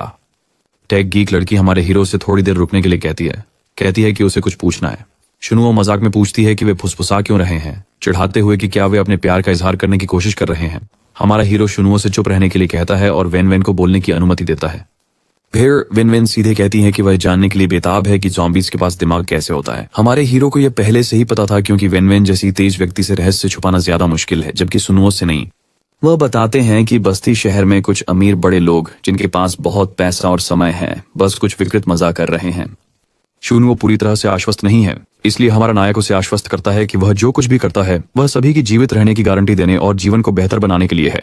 वह उससे उस पर विश्वास करने के लिए कहता है। अचानक नारंगी बालों वाली लड़की कमरे में दौड़ती हुई आती है। बाहर हो रहे हंगामे की घबराहट में रिपोर्ट करती है। जब हम बाहर जाते हैं तो हमें यूट्यूब लड़की को इस जगह के एक स्थानीय निवासी द्वारा चोरी और डकैती के लिए आरोपित किया जाता है। वह दावा करता है कि उसने दिन दहाड़े उसके घर में प्रवेश किया और उसका उपकरण चुरा लिया। महिला बेपरवाही से इसे नजरअंदाज करती है, यह तर्क देते हुए कि एक खिलाड़ी के रूप में एनपीसी के घरों में प्रवेश करना और उनकी अलमारियों की तलाशी लेना पूरी तरह से उचित है। तभी हमारा नायक दृश्य पर आता है और पूछता है कि यह हंगामा किस बारे में है। वह आदमी तुरंत हमारे नायक से अपील करता है, जोर देकर कहता है कि उस महिला ने जबरदस्ती उसके घर में प्रवेश किया, अंदर घुस गई और उसके सामने ही उसका सामान ले लिया और इस पर आत्मसंतुष्ट होकर व्यवहार कर रही है। लेकिन फिर वह महिला अपनी रक्षा करती है, यह तर्क देते हुए कि खेल में पूरी स्वतंत्रता का यही मतलब है, इसलिए उसे चोरी करने में कुछ गलत नहीं लगता। पीड़ित यूट्यूब महिला के साहसी दावों पर और अधिक गुस्सा हो जाता है। दूसरी ओर हमारा नायक उसके यूट्यूबर के रूप में मूल्य को पहचानता है जो उसके खेल को बढ़ावा देने में मदद करेगा, इसलिए वह अपने शब्दों को सावधानी से चुनता है। वह खेल की स्वतंत्रता को स्वीकार करता है, लेकिन इसके बुनियादी नियमों पर जोर देता है। वह सुझाव देता है कि वे विवाद को बिना हथियारों की लड़ाई से सुलझाएं। अगर यूट्यूब महिला जीतती है तो कुछ नहीं होता, यदि आदमी जीतता है तो उसे दोगुना मुआवजा मिलेगा। दोनों इस योजना पर उत्सुकता से सहमत होते हैं। लड़की कूंग फू कक्षाओं से सीखी हुई मुद्रा अपनाती है, जबकि आदमी आत्मविश्वास से उसके चेहरे पर थप्पड़ मारता है और घूंसे मारता रहता है। लड़का विजेता की घोषणा करता है और पराजित महिला अनिच्छा से क्रिस्टल में कीमत चुकाती है, जबकि आदमी अनिच्छा से उसके साथ सुलह करता है। उस बिंदु से आगे वह जोर देता है कि खेल में हर किसी को अपने कार्यों के लिए परिणाम भुगतने होंगे। इस बीच असली दुनिया में लोग एक प्लांट के गेम की स्ट्रीमिंग के लाइव प्रसारण में मग्न हैं। दर्शकों ने जल्दी से उसके सकारात्मक समीक्षा को एक उत्कृष्ट कृति के रूप में पढ़ा। ब्रेक लेने का निर्णय करते हुए एक प्लांट उठती है और एक पेय के लिए पास की उपयोगिता स्टोर की ओर जाती है। जैसे ही वह अपने पसंदीदा पेय के लिए हाथ बढ़ाती है, उसे पता चलता है कि कोई और भी उसी बोतल को पकड़ने की कोशिश कर रहा है और यह नया व्यक्ति हमारा नायक है। ये दोनों के लिए स्पष्ट है कि दूसरा व्यक्ति कौन है और वे दोनों वास्तविक जीवन में एक दूसरे से अप्रत्याशित रूप से मिलने पर चौंक जाते हैं। इसके बाद वे कुछ शराब खरीदते हैं, गिलास टकराते हैं और हंसते हुए साथ में खाते हैं। महिला यह जानकर मोहित हो जाती है कि खेल में उसका नेता सिर्फ एक एनपीसी नहीं था, बल्कि एक वास्तविक व्यक्ति था। उसी समय लड़का एक कहानी गढ़ता है कि कैसे यह बातचीत खिलाड़ियों के गेमिंग अनुभव को बढ़ाती है। वह बताते हैं कि उनकी कंपनी में कर्मचारियों की कमी के कारण खेल के निर्माता के रूप में वह उदाहरण प्रस्तुत करते हैं। महिला इस बात पर आश्चर्य व्यक्त करती है कि इतनी अच्छी तरह से बने खेल के प्रतिभाशाली निर्माता कितने साधारण दिखते हैं। जो को उसके सभी सवाल पसंद नहीं आते, लेकिन वह अपनी पूरी कोशिश करता है जवाब देने की। वह बातचीत को बदलने की कोशिश करता है। स्टेशन उसके यूट्यूब स्ट्रीमर के रूप में जीवन के बारे में पूछते हुए महिला आह भरती है और स्वीकार करती है कि यह उलझा हुआ है। यह बताते हुए कि एक गेमर लड़की के रूप में लोग केवल उसकी कौशल में रुचि रखते हैं, जो उसे निराश करता है क्योंकि उसे लगता है कि उसकी उपस्थिति कम आकर्षक नहीं है। जो सहमत होता है, मजाक में कहता है कि वह आसानी से स्ट्रीम पर अपनी संपत्तियों को दिखाकर पैसे कमा सकती है। महिला शर्मा जाती है और पूछती है कि क्या वह वास्तव में इतनी आकर्षक है। लड़का मजाक में सुझाव देता है कि वह पहले से ही खेल के लाभ के लिए उसकी सुंदरता का उपयोग करने के बारे में सोच रहा है। फिर वह काम की बात पर आता है और उससे कुछ खिलाड़ी प्रतिक्रिया देने के लिए कहता है। वह जानना चाहता है कि क्या वह उसके खेल डार्क एंड टाइम्स में सुधार के लिए कोई क्षेत्र देखती है। महिला सुझाव देती है कि सबसे पहले वर्तमान खेल सामग्री बहुत सीमित लगती है और एक डंगोनन प्रणाली को शामिल करने से अधिक गहराई और रुचि जुड़ जाएगी। केवल प्रतिक्रिया देने के बजाय वह प्रस्तावित करती है कि वह अपने खेल को एक खिलाड़ी के रूप में अनुभव करे। लड़का तुरंत उसकी सलाह की तारीफ करता है, जिससे वह शर्म से लाल हो जाती है जब वह अचानक उसे गले लगाता है। वह खेल को सुधारने के लिए काम पर वापस जाने का फैसला करता है और उसे दिल से धन्यवाद देता है। अंत में वह उसे कमरे में अकेला छोड़कर चला जाता है। खेल की दुनिया में वापस सिस्टम एक नई विशेषता की घोषणा करता है, परीक्षण मैदान। ये बताता है कि खिलाड़ी इन मैदानों में राक्षसों को हराकर पुरस्कार कमा सकते हैं। मैदान को 10 स्तरों में विभाजित किया गया है, जिसमें उच्च स्तर अधिक कठिनाई और पुरस्कार प्रदान करते हैं। हमारा नायक तुरंत 500 अंक खर्च करके परीक्षण मैदान स्तर 1 बनाता है। सिस्टम को ट्रायल लैंड्स बनाने में समय लगता है और एक बार पूरा होने पर एक पोर्टल ज़ॉम्बी जंगल निर्धारित ट्रायल ग्राउंड के लिए खुलता है। उम्मीद करते हुए कि सभी को चुनौती पसंद आएगी, वह भीड़ को उत्साहित करता है और एक और अच्छी खबर की घोषणा करता है। खेल में अब एक डंगोनन सिस्टम शामिल है। खिलाड़ी एक टोपाज की कीमत पर प्रवेश कर सकते हैं और इनाम काफी बड़ा है। वह सभी को इन चुनौतियों में भाग लेने के लिए प्रोत्साहित करता है। सभी इस खबर से उत्साहित हैं और हमारा नायक उनकी उत्तेजना देखकर खुश है। वह खुश है कि बैंगन की सलाह आखिरकार उपयोगी साबित हो रही है, क्योंकि वह एक खिलाड़ी के दृष्टिकोण से खेल की कमियों की पहचान कर सकता है। अपने सिस्टम को बुलाते हुए वह अपनी उपस्थिति को एक खिलाड़ी की तरह दिखने के लिए बदलने के लिए 100 अंक खर्च करता है। भगवान का शुक्र है कि वह बदल गया, क्योंकि हमें उसका बदसूरत चेहरा फिर से नहीं देखना पड़ेगा। इस बीच एक प्लांट अन्य खिलाड़ियों से पूछ रही है कि क्या कोई डंगोअन के लिए टीम बनाना चाहता है, क्योंकि उन्हें 3 और सदस्यों की जरूरत है। हमारा हीरो उसके पीछे से आता है और पूछता है कि क्या वह उसकी टीम में शामिल हो सकता है। जब वह मुड़कर उसे देखती है तो वह उसकी नई शक्ल से घबरा जाती है और मोहित हो जाती है और उसे पहचान भी नहीं पाती, जिससे हमारा नायक थोड़ा शर्मिंदा हो जाता है। जैसे ही वह महिला उसे और करीब से देखती है, उसे एहसास होने लगता है कि वह परिचित लगता है। हमारे नायक सुझाव देते हैं कि शायद वे पहले मिल चुके हैं, लेकिन जल्दी से विषय बदल देते हैं और उसे और लोगों को भर्ती करने के लिए कहते हैं। अचानक और लोग उनका ध्यान आकर्षित करते हैं और वे पूछते हैं कि क्या वे टीम में शामिल होना चाहेंगे। उनके मजबूत शरीर को देखकर वह तुरंत उन्हें एक अच्छा विकल्प मानती है और उन्हें शामिल होने की अनुमति देती है। जब टीम पूरी हो जाती है तो वह पूरी तरह से उत्साहित होती है और काल कोठरी को साफ करने के लिए तैयार होती है। उसके चंचल स्वभाव को देखकर हमारे नायक को लगता है कि शायद इसी वजह से उसने उसे नहीं पहचाना, लेकिन वह शिकायत नहीं कर रहा है। अंततः वे पोर्टल में प्रवेश करने के लिए तैयार हैं। कुछ टीम के सदस्य जिन्होंने पहले डंगन किए हैं उल्लेख करते हैं कि यह जगह जीतना कठिन है और सोचते हैं कि उनका उपकरण बहुत निम्न स्तर का है। एक प्लांट अपनी टीम को उत्साहित करती है, आत्मविश्वास से दावा करती है कि उनकी टीम पहली होगी जो डंगन को साफ करेगी। हालांकि एक सिस्टम नोटिफिकेशन पॉपअप होता है जिसमें घोषणा होती है कि किसी जिसका नाम छाओ यू है ने पहले ही इसे साफ कर लिया है। एक प्लांट के पहले होने के सपने टूट जाते हैं, लेकिन फिर वह हंसती है, कहती है कि वे खेल खेलने आए हैं, ये चिंता करने नहीं कि कौन पहले डंगोनन को साफ करता है। हमारा हीरो जल्दी से उस सैनिक को रोकता है जिसने डंगोनन साफ किया और उसे एक औषधि देता है। सलाह देता है कि इसे पी ले ताकि वापस जाते समय डाकुओं द्वारा मारे जाने से बच सके। वह आदमी कृतज्ञता से बोतल स्वीकार करता है और हमारे हीरो का उदारता के लिए धन्यवाद करता है। जो कि पीछे खड़ा एक आदमी घमंड से पूछता है कि वह अजनबियों को सामान क्यों दे रहा है जो उन्हें डंगोअन में मदद कर सकता है। जो दृढ़ता से जवाब देता है कि यह उसका सामान है और वह इसके साथ क्या करता है यह किसी का काम नहीं है, जिससे वह आदमी गुस्से में तिलमिला जाता है। महिला अंततः डंगोअन में जाने का फैसला करती है और सभी अपनी जगहों से गायब होने लगते हैं, खुद को डंगोअन के अंदर पाते हैं। उनका मिशन सरल है, निचले स्तर के बॉस को 60 मिनट के भीतर मारना। एक प्लांट इतनी वास्तविक और जीवंत परिवेश देखकर बेहद उत्साहित है, खुश है कि हमारे हीरो ने उसकी सुझावों पर ध्यान दिया। लड़का उससे पूछता है कि क्या वह खेल के निर्माता को जानती है। वह गर्व से हाँ कहती है, ये उल्लेख करते हुए कि उसने उसे कई चीजें भी सिखाई हैं। अचानक एक लड़के का चेहरा पीला पड़ जाता है क्योंकि वह देखता है कि सांप उन्हें पूरी तरह से घेर चुके हैं। ये फिसलने वाले दोस्त बिना समय गंवाए सबकी ओर खुले मुंह से झपटते हैं। महिला बिल्कुल चौंक जाती है और डर से जड़ हो जाती है, लेकिन लड़का तुरंत एक सांप को 2 टुकड़ों में काट देता है और उसे बताता है कि डरने का समय नहीं है, क्योंकि विषैले सांपों में खून कम होता है और उन्हें एक बार में मारा जा सकता है। अन्य पार्टी के सदस्य उन जीवों को काटते हुए आनंद ले रहे हैं। महिला अभी भी इन राक्षसों से डरती है, लेकिन वह अपनी हिम्मत जुटाती है, एक सांप को पकड़ती है और उसे इतनी जोर से दबाती है कि उसकी आंखें अपनी जगह से बाहर निकल जाती हैं। अंततः वह सांप को 2 टुकड़ों में फाड़ देती है। जब सांप खत्म हो जाते हैं तो महिला आखिरकार राहत की सांस लेती है, लेकिन फिर उनमें से एक आदमी चौंक जाता है और डर के मारे चिल्लाता है। जब हर कोई इधर उधर देखता है तो वे देखते हैं कि एक आदमी को सांप ने काट लिया है। वह दुखी दिखता है और अपने दोस्तों से कहता है कि वे उसके बिना आगे बढ़ें, लेकिन हमारा हीरो उसे आश्वस्त करता है, कहता है कि जहर इतना ताकतवर नहीं है और वह ठीक हो जाएगा जब यह बाहर निकल जाएगा। उनमें से एक आदमी आगे बढ़ता है और अपने दोस्त के हाथ से जहर चूसने लगता है। ठीक उसी समय वह अपने दोस्त के कंधे से जहर चूसने लगता है और डरावना दृश्य पूरी तरह से हमारे नायक की आंखों से खून बहने लगता है। यह प्यारा काम करते हुए कितना भयानक लगता है।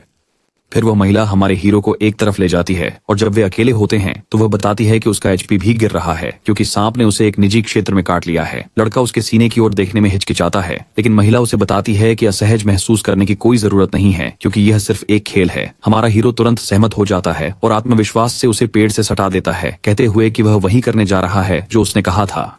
वह उसके सीने को चूसना शुरू करता है और लड़की इसे थोड़ा आनंदित महसूस करती है क्योंकि यह बेहद वास्तविक लगता है। बाद में महिला को पूरी तरह से शर्मिंदगी महसूस होती है, जबकि हमारा हीरो मजे में लगता है। इस बीच दूसरा सांप काटा हुआ लड़का बेहतर महसूस कर रहा है और अपने दोस्त को मदद करने के लिए धन्यवाद देता है। दोस्त शर्मिंदा महसूस करते हुए स्वीकार करता है कि उसे भी ऐसी जगह काटा गया है जिसे वह खुलकर नहीं बता सकता, लेकिन गंजा दोस्त उसकी मदद करने पर जोर देता है। और जब गंजा दोस्त देखता है कि उसका दोस्त अपनी पैंट उतारने लगा है तो वह बिल्कुल चिंतित और भयभीत हो जाता है। इस बीच हमारी जोड़ी वापस आती है, पूछती है कि क्या वे लोग चूसने का काम खत्म कर चुके हैं और आगे बढ़ने के लिए तैयार हैं। तभी जो मिंग थोड़ा चौंक जाता है जब वह अपने दोस्त के पिछवाड़े के साथ गंजे को देखता है। बेचारा लड़का जल्दी से स्पष्ट करता है कि यह वैसा नहीं है जैसा वे सोच रहे हैं, लेकिन हमारा लड़का और लड़की तुरंत उन्हें कहते हैं कि अब से दूरी बनाए रखें। कुछ समय बाद हम देखते हैं कि एक दलदल उबल रहा है और हमारी पार्टी आगे बढ़ती रहती है। लड़की ये बताती है कि चूंकि इसे जॉम्बी जंगल कहा जाता है, उसने इस पूरे काल कोठरी में एक भी जॉम्बी राक्षस नहीं देखा है। गंजा उसे आश्वस्त करता है, कहता है कि अगर जॉम्बी आ भी जाए तो वह उसका साथ देगा, लेकिन महिला अभी भी इस आदमी से डरती है और स्पष्ट कर देती है कि वह किसी ऐसे व्यक्ति से सुरक्षा नहीं चाहती जो शौक के रूप में छेद चूसना पसंद करता है। अचानक दलदल प्रतिक्रिया करता है और एक जॉम्बी उभरता है, तुरंत गंजे आदमी के चमकदार सिर को काट लेता है। ये प्राणी एक दलदली झोंबी है, एक निम्न स्तरीय झोंबी जो अपनी छुपकर हमले करने की आदत के लिए जाना जाता है। एक तेज चाल में हमारा नायक अपनी तलवार पकड़ता है और झोंबी के चेहरे पर वार करता है, उसे तुरंत काट कर गिरा देता है। गंजा आदमी टिप्पणी करता है कि हमारे नायक की तलवार तकनीक बेहद मजबूत है, लगभग उसकी खोपड़ी काट दी। वह मजाक में पूछता है कि क्या हमारे नायक असल जिंदगी में योद्धा हैं? शर्माते हुए हमारा नायक जवाब देता है कि उसे चीजें काटने के बारे में थोड़ा बहुत पता है। हालांकि महिला उनकी बातचीत को रोक देती है, उन्हें चेतावनी देती है कि वे रुक जाएं क्योंकि उनके आगे बहुत सारे राक्षस घात लगाने के लिए इंतजार कर रहे हैं। जो मिंग शुरू में अकेले प्रथम श्रेणी के जॉम्बीज से निपटने को लेकर चिंतित थे। इस बात की चिंता थी कि अगर अन्य खिलाड़ियों को खुद से निपटना पड़े तो वे क्या करेंगे, लेकिन पता चला वे चिंताएं पूरी तरह से अनावश्यक थीं। गंजा आदमी अब गंभीरता से नाराज होकर अपनी शर्ट फाड़ देता है और तुरंत एक विशाल हल्क जैसे आकृति में बदल जाता है। उसकी मांसपेशियां पागलों की तरह उभर रही हैं। हमारा नायक यह देखकर चौंक जाता है क्योंकि यह परिवर्तन उसकी कौशल को प्रकट करता है, जिसे मसल स्ट्रीम कहा जाता है, जो उसके वास्तविक जीवन के फिटनेस प्रशिक्षण की क्षमता का प्रतिबिंब है। वह युद्ध में कूद जाता है, अपनी कुल्हाड़ी को सटीकता से घुमाते हुए और जॉम्बीज को ऐसे काटता है जैसे वे सिर्फ खीरे हों। जो मिंग इस बात से हैरान है कि खिलाड़ियों की वास्तविक दुनिया की कौशल उनके इन गेम पात्रों में कितनी जीवंतता से अनुवादित होती है। कई राक्षसों को काटने के बाद गंजा अचानक ठंडा हो जाता है और एक झटके में अपने दुबले पतले रूप में लौट आता है। पहले से भी अधिक पतला दिखता है। ऐसा लगता है कि श्याओ मिंग की कौशल मसल स्ट्रीम के कुछ नुकसान हैं। इसे केवल थोड़े समय के लिए बनाए रखा जा सकता है, जिससे वह बाद में अस्थायी रूप से कमजोर हो जाता है। जो मिंग स्पष्ट रूप से निराश है कि श्याओ मिंग ने इतनी लापरवाही से इस जोखिम भरे कौशल का उपयोग किया। जैसे ही तनाव बढ़ता है, एक साइड मिशन सामने आता है, जिससे जो मिंग के चेहरे पर फिर से मुस्कान आ जाती है। मिशन में उसे एक साथ 10 दलदल जॉम्बीज को हराना होता है, जो मांसपेशियों को मजबूत करने का इनाम देता है। जैसे ही दलदल के जॉम्बी बाहर आने लगते हैं, जो मिंग सभी को पेड़ों पर चढ़ने का निर्देश देते हैं, जबकि वह नीचे जॉम्बी से निपटते हैं। टोपी वाला लड़का इस पीछे हटने से नाराज है, लेकिन महिला उसे जो मिंग का अनुसरण करने के लिए शांतिपूर्वक निर्देश देती है। जैसे ही जॉम्बी सूखी जमीन पर आने वाले होते हैं, हमारा नायक अपनी तलवार फिर से पकड़ लेता है, जो बिजली से चमक रही होती है। वह तलवार को जमीन में गहराई से घुसा देता है, पूरे तालाब को बिजली से भर देता है और उन राक्षसों को जीवन का झटका देता है। यह खत्म करने के बाद उसे मिशन की पूरी सफलता और उसकी नई मांसपेशियों को मजबूत करने की कौशल के बारे में एक सूचना मिलती है। महिला यह देखकर बिल्कुल हैरान है कि उसने एक ही शक्तिशाली झटके में उन सभी को नष्ट कर दिया। इस बीच गंजा व्यक्ति झुंड में फंसा हुआ लगता है। वो महिला का पैर पकड़ता है, उससे मदद मांगता है, लेकिन बेचारा आदमी एक मृत झोंबी समझे जाने के बाद बेरहमी से लात खाता है और झुंड में और गहराई में डूब जाता है। पीछे खड़े 2 बेवकूफ उसे सचमुच उसके ऊपर से गुजरते हुए देखकर थोड़ा अजीब महसूस करते हैं।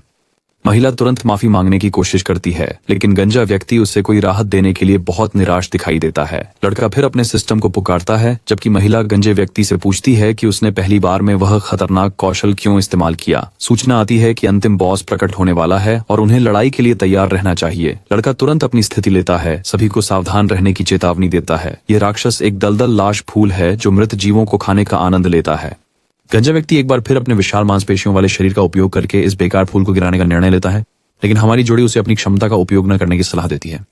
गंजा आदमी भ्रमित लगता है और धीरे से पूछता है क्यों, जिस पर हमारा हीरो समझाता है कि उस कौशल का उपयोग करने के दुष्प्रभाव बहुत बड़े हैं और उसके थक जाने के बाद उसके पास गंजे आदमी को सुरक्षित रखने की ऊर्जा नहीं होगी। गंजा आदमी बंदूकों का उपयोग करने का निर्णय लेता है, लेकिन उसका टोपी पहनने वाला दोस्त उसे याद दिलाता है कि वे सिर्फ सामान्य खिलाड़ी हैं और बंदूकें और गोला बारूद बहुत महंगे हैं। खैर, मुझे लगता है कि चिंता की कोई बात नहीं है, क्योंकि मेरे आदमी के पास बंदूकें और सामान उसके कोट के अंदर छुपा हुआ। दोनों लोग इससे बहुत प्रभावित होते हैं। जल्द ही राक्षस को महिला की ओर से गोलियों की बौछार का सामना करना पड़ता है और गंजा और टोपी वाला आदमी अपनी बंदूकों के साथ शामिल हो जाते हैं। बस जब हमारे हीरो को लगता है कि जीत पक्की है, तो महिला चौंकाने वाली बात बताती है कि उन्होंने जो एचपी राक्षस से कम किया था वह फिर से ठीक होने लगा है। जैसे ही राक्षस एक मृत दलदल जॉम्बी को पकड़ता है और उसे खा जाता है, उसकी स्वास्थ्य पट्टी फिर से 100% हो जाती है। हमारे हीरो को एहसास होता है कि उन्हें पहले दलदल जॉम्बी से निपटना होगा, क्योंकि यह राक्षस उन्हें खाकर स्वास्थ्य पुनः प्राप्त कर सकता है। महिला चिंतित है कि वे इस रफ्तार से राक्षस को हरा नहीं पाएंगे, लेकिन हमारा नायक उसे आश्वस्त करता है कि वे पहले दलदल के जॉम्बीज से निपट लें। अचानक राक्षस अपनी चिपचिपी जड़ महिला की ओर बढ़ाता है और उसे पकड़ लेता है। उसे अपने पेट में डालने का इरादा करता है। यह देखकर मेरा आदमी पूरी तरह से गुस्से में आ जाता है और इस फूल को खुद ही गिराने का फैसला करता है, जबकि बाकी 2 गुंडे मदद के लिए कूद पड़ते हैं। राक्षस अपनी पकड़ मजबूत कर लेता है, जिससे लड़की दर्द में तड़पने लगती है और उसके कपड़े फट जाते हैं। वह गुस्से में पूछती है कि वे उसकी मदद क्यों नहीं कर रहे हैं। हमारा हीरो समझाता है कि उसकी क्षमताएं ठंडी हो रही हैं, जबकि बाकी 2 कहते हैं कि उनके पास गोला बारूद खत्म हो गया है। लेकिन सच तो यह है कि ये विकृत उसके खुले शरीर को देखकर इतने व्यस्त हैं कि मदद नहीं कर रहे। इन घटिया लोगों पर गुस्सा करते हुए जो उसकी तकलीफ का मजा ले रहे थे, महिला एक बंदूक पकड़ती है और खुद ही जड़ों को उड़ा देती है। जैसे ही जड़ें कट जाती हैं, वह गिरने लगती है। हमारा हीरो एक राजकुमार की भूमिका निभाते हुए आगे बढ़ता है और उसे अपनी बाहों में पकड़ लेता है। अचानक राक्षस फिर से अपनी जड़ों से हमला करता है, लेकिन झो मिंग तेजी से उन्हें काट देता है। राक्षस दर्द में तड़पता है, एक जोरदार गर्जना करता है, जिससे वे अपने कानों को ढक लेते हैं ताकि अपने कान के पर्दों को बचा सकें। इस बीच जो की विद्युत ऊर्जा वापस आ जाती है। वह जमीन से कूदता है और अपनी तलवार को धरती में मारता है। एक शक्तिशाली झटका देता है, जिससे प्राणी जलकर राख हो जाता है और जमीन पर गिर जाता है। मेरा आदमी आत्मविश्वास से अपनी तलवार नीचे रखता है, ये दावा करते हुए कि उसे एक साधारण दूसरे दर्जे के झोंबी से निपटने के लिए अपनी पूरी ताकत की जरूरत नहीं थी। जैसे ही वे सोचते हैं कि यह खत्म हो गया है, लकवाग्रस्त राक्षस फिर से चलने लगता है और पहले से अधिक घिनौना और भयानक दिखने लगता है। सिस्टम बताता है कि दलदल की लाश का फूल नाराज हो गया है, जिससे यह अपने अगले रूप में परिवर्तित हो रहा है। इस बीच गंजा व्यक्ति राक्षस के परिवर्तन से उत्साहित महसूस कर रहा है, यह सोचते हुए कि अगर वे इसे हरा देते हैं तो उन्हें मिलने वाले अतिरिक्त इनाम कितने होंगे। दूसरी ओर हमारा नायक पूरी तरह से हैरान है कि यह कैसे संभव है। वह बताता है कि बॉस को बिजली के झटके के कारण लकवाग्रस्त होना चाहिए। तभी यूट्यूब वाली महिला अपनी काल्पनिक चश्मा ठीक करने का नाटक करते हुए विद्वान दिखने की कोशिश करती है और सुझाव देती है कि यह राक्षस शायद एक पोकेमोन वीनस फ्लाई ट्रैप की तरह है, जो बिजली की शक्तियों से प्रतिरक्षित है।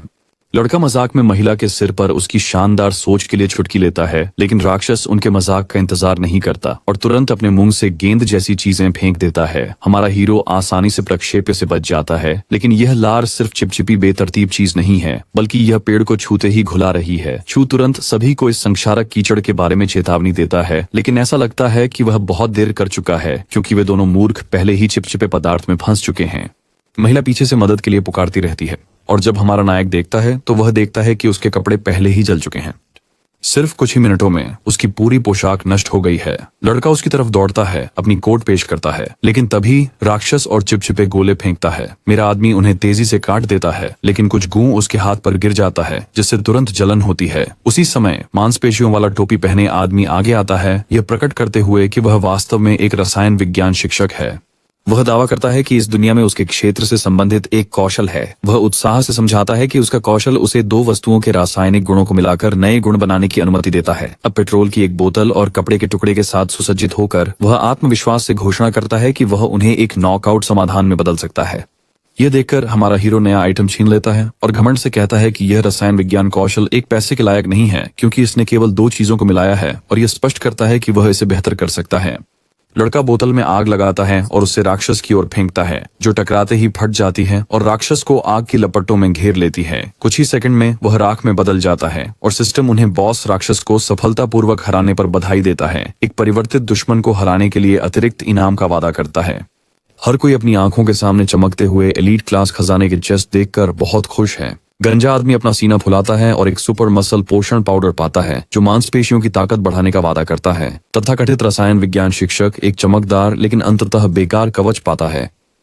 इस बीच महिला एक कौशल पुस्तक खोजती है जो उसकी शूटिंग क्षमताओं को बढ़ाती है। अंत में जो भी अपनी छाती खोलता है। पहले तो उसे नहीं पता होता कि क्या उम्मीद करनी चाहिए, लेकिन हर किसी की आंखें आश्चर्य से चमकने लगती हैं, क्योंकि अंदर एक अंडा है। लड़का इस अंडे से क्या उम्मीद करे, इसे लेकर अनजान है और यहाँ तक कि सिस्टम भी कोई जानकारी नहीं देता, सिवाय इसके कि इसकी उत्पत्ति अज्ञात है और इसे फोड़ा नहीं जा सकता। 3 दिन बाद डार्क मून कबीले में सब कुछ शांत और शांतिपूर्ण है। फिर एक सूचना आती है कि उनके खेल के परिणाम शानदार रहे हैं और नई पंजीकरण जल्द ही खुलने वाले हैं।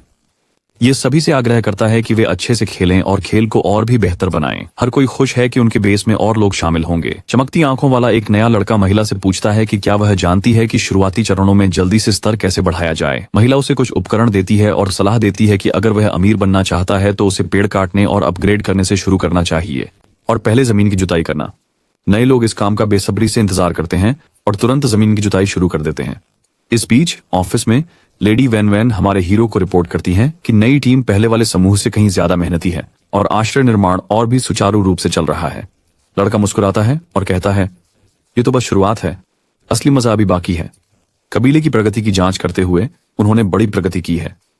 स्टैंड आउट के कबीले में अब 19 लोग हैं, जिसका मतलब है कि श्रम की अधिकता है। महिला जोर से सोचती है कि क्या उन्हें अधिक रोजगार के अवसर पैदा करने के लिए और ठिकाने स्थापित करने चाहिए। लड़का इस पर विचार करना शुरू करता है और निष्कर्ष निकालता है कि लोगों को नई गतिविधियों में व्यस्त रखने के लिए उसे विस्तार करना चाहिए। वो पूछता है कि क्या डार्क मून रिफ्यूज के पास कोई मजबूत ठिकाने हैं जिनका उपयोग किया जा सकता है। महिला पुष्टि करती है कि वहां हैं, लेकिन वे पहले से ही जॉम्बीज द्वारा कब्जा किए गए हैं। इतना ही नहीं, ये किले सेंट्रल सेटलमेंट्स के प्रबंधन के अधीन आते हैं। प्रबंधन अधिकार प्राप्त करने के लिए अनुमति की आवश्यकता होती है। वह बताती है कि प्रलयकारी संकट के बाद शासन ध्वस्त हो गया और नियम टूट गए। सेटलमेंट्स ने अपने क्षेत्रों का स्वतंत्र रूप से प्रबंधन करना शुरू कर दिया।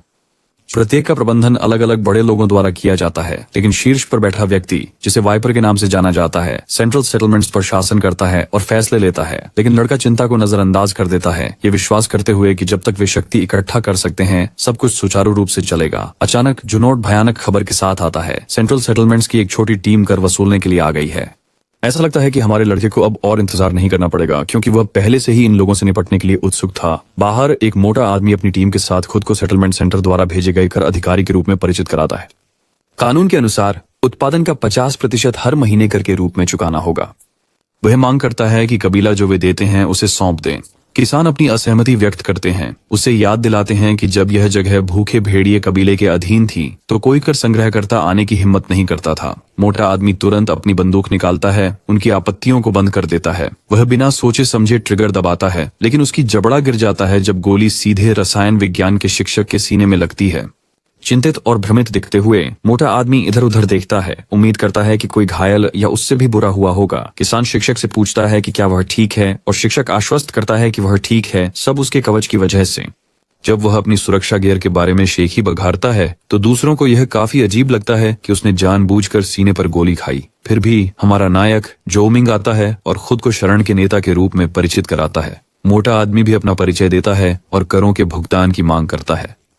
लेकिन लड़का तुरंत मोटे आदमी को याद दिलाता है कि जब स्टार्विंग वुल्फ कबीले ने इस जगह पर कब्जा किया था तो कोई भी लोगों की मदद के लिए नहीं आया, इसलिए अब कर क्यों देना चाहिए, इसका कोई मतलब नहीं है।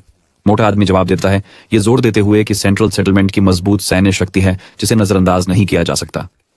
इसके अलावा उन्होंने पहले ही कई बार यहाँ लोगों को भेजा है। लेकिन लड़का मोटे को केवल ईमानदार गरीब लोगों का शोषण करने के लिए आने पर फटकारता है, अन्यथा कभी परवाह नहीं करता। चूंकि हमारा नायक पीछे नहीं हट रहा है, मोटा उसे गोली मारने का फैसला करता है। गोली चलाने से पहले वह अंतिम चेतावनी देता है, या तो कर चुकाओ या हमारे हीरो के सीने में गोली लगेगी, ये सोचकर कि उसके पास ही उच्च तकनीक वाले हथियार हैं। लेकिन मेरा आदमी बस अपनी उंगलियां छटकाता है और एक पूरी पलटन उच्च तकनीक वाले हथियारों के साथ वहां आ जाती है। इस बीच लोग कंधे से कंधा मिलाकर खड़े होते हैं, मुस्कुराते हैं और मोटे आदमी का डर से भरा चेहरा देखकर आनंद लेते हैं। अनिच्छा से मोटा आदमी फिलहाल पीछे हटने का फैसला करता है, लेकिन जो मिंग अपनी बंदूकें निकालता है और घोषणा करता है कि वह पीछे नहीं हटेगा। मोटा आदमी अपने शब्दों में घमंडी और अहंकारी बना रहता है, जिससे हमारे हीरो द्वारा उसके मूल छेद के बगल में एक और छेद जोड़ दिया जाता है। उसके साथी उसे चलने में मदद करते हैं। उसकी पीठ से गोली लगने के कारण खून बह रहा है और वह धमकियां देता रहता है। महिला और बाकी दल उसे बीच की उंगली दिखाते हैं और कुछ तीखे शब्द कहते हैं। हालांकि लेडी वैन वैन बिल्कुल डरी हुई हैं, क्योंकि उन्होंने अभी अभी केंद्रीय प्राधिकरण को नाराज किया है और यह कभी भी अच्छा नहीं होता। लेकिन लड़का घोषणा करता है कि जब उसके कबीले के लोगों की भलाई की बात आती है तो उससे कोई परवाह नहीं है और वह कभी दूसरों के सामने सिर नहीं झुकाएगा। महिला सहमत होती है, यह बताते हुए कि हमारा नायक सही है और ये नए लोग वास्तव में साहसी और लड़ाई के लिए तैयार लगते हैं। पिछले समूह के विपरीत लड़का सहमति में सिर हिलाता है, खासकर उन्हें देखने के बाद। वे अराजक बुराई शिविरों से लगते हैं। दृश्य कुख्यात केंद्रीय बस्ती की ओर बदलता है, जहाँ हम पहली बार वाइपर से मिलते हैं। मोटा आदमी तुरंत अपने बॉस को बताता है कि इन लोगों ने उसे कैसे गोली मारी और वे बस्ती के खिलाफ विद्रोह करने के लिए तैयार हैं। वाइपर ये सुनकर खुश नहीं है कि उसके नौकर को नितंबों में गोली लगी, लेकिन नौकर एक प्यारे पिल्ले की तरह विनती करता है। उन शरारती लोगों को सबक सिखाने का मौका मांगता है। वाइपर खुद हमारे हीरो को देखने का फैसला करता है। जो मिंग के बारे में जिज्ञासु है और उसकी उपलब्धियों को देखना चाहता है, लेकिन वह उपहार लाने पर जोर देता है। नौकर पूछता है कि उन्हें किस तरह का उपहार तैयार करना चाहिए और बॉस तुरंत कहता है कि वह उस मोटे का सिर चाहता है। अगली बात जो आप जानते हैं, एक सांप सीधे मोटे के सिर के आर पार चला जाता है। कुछ दिन बाद डार्क मून रिफ्यूज में सब कुछ शांत लगता है। लोग अच्छा समय बिता रहे हैं, हालांकि छोटी छोटी बातों पर सामान्य झगड़े हो रहे हैं। इस बीच हमारा हीरो अपने दूरबीन के साथ ऊपर है, पूरे शरण शिविर को देख रहा है।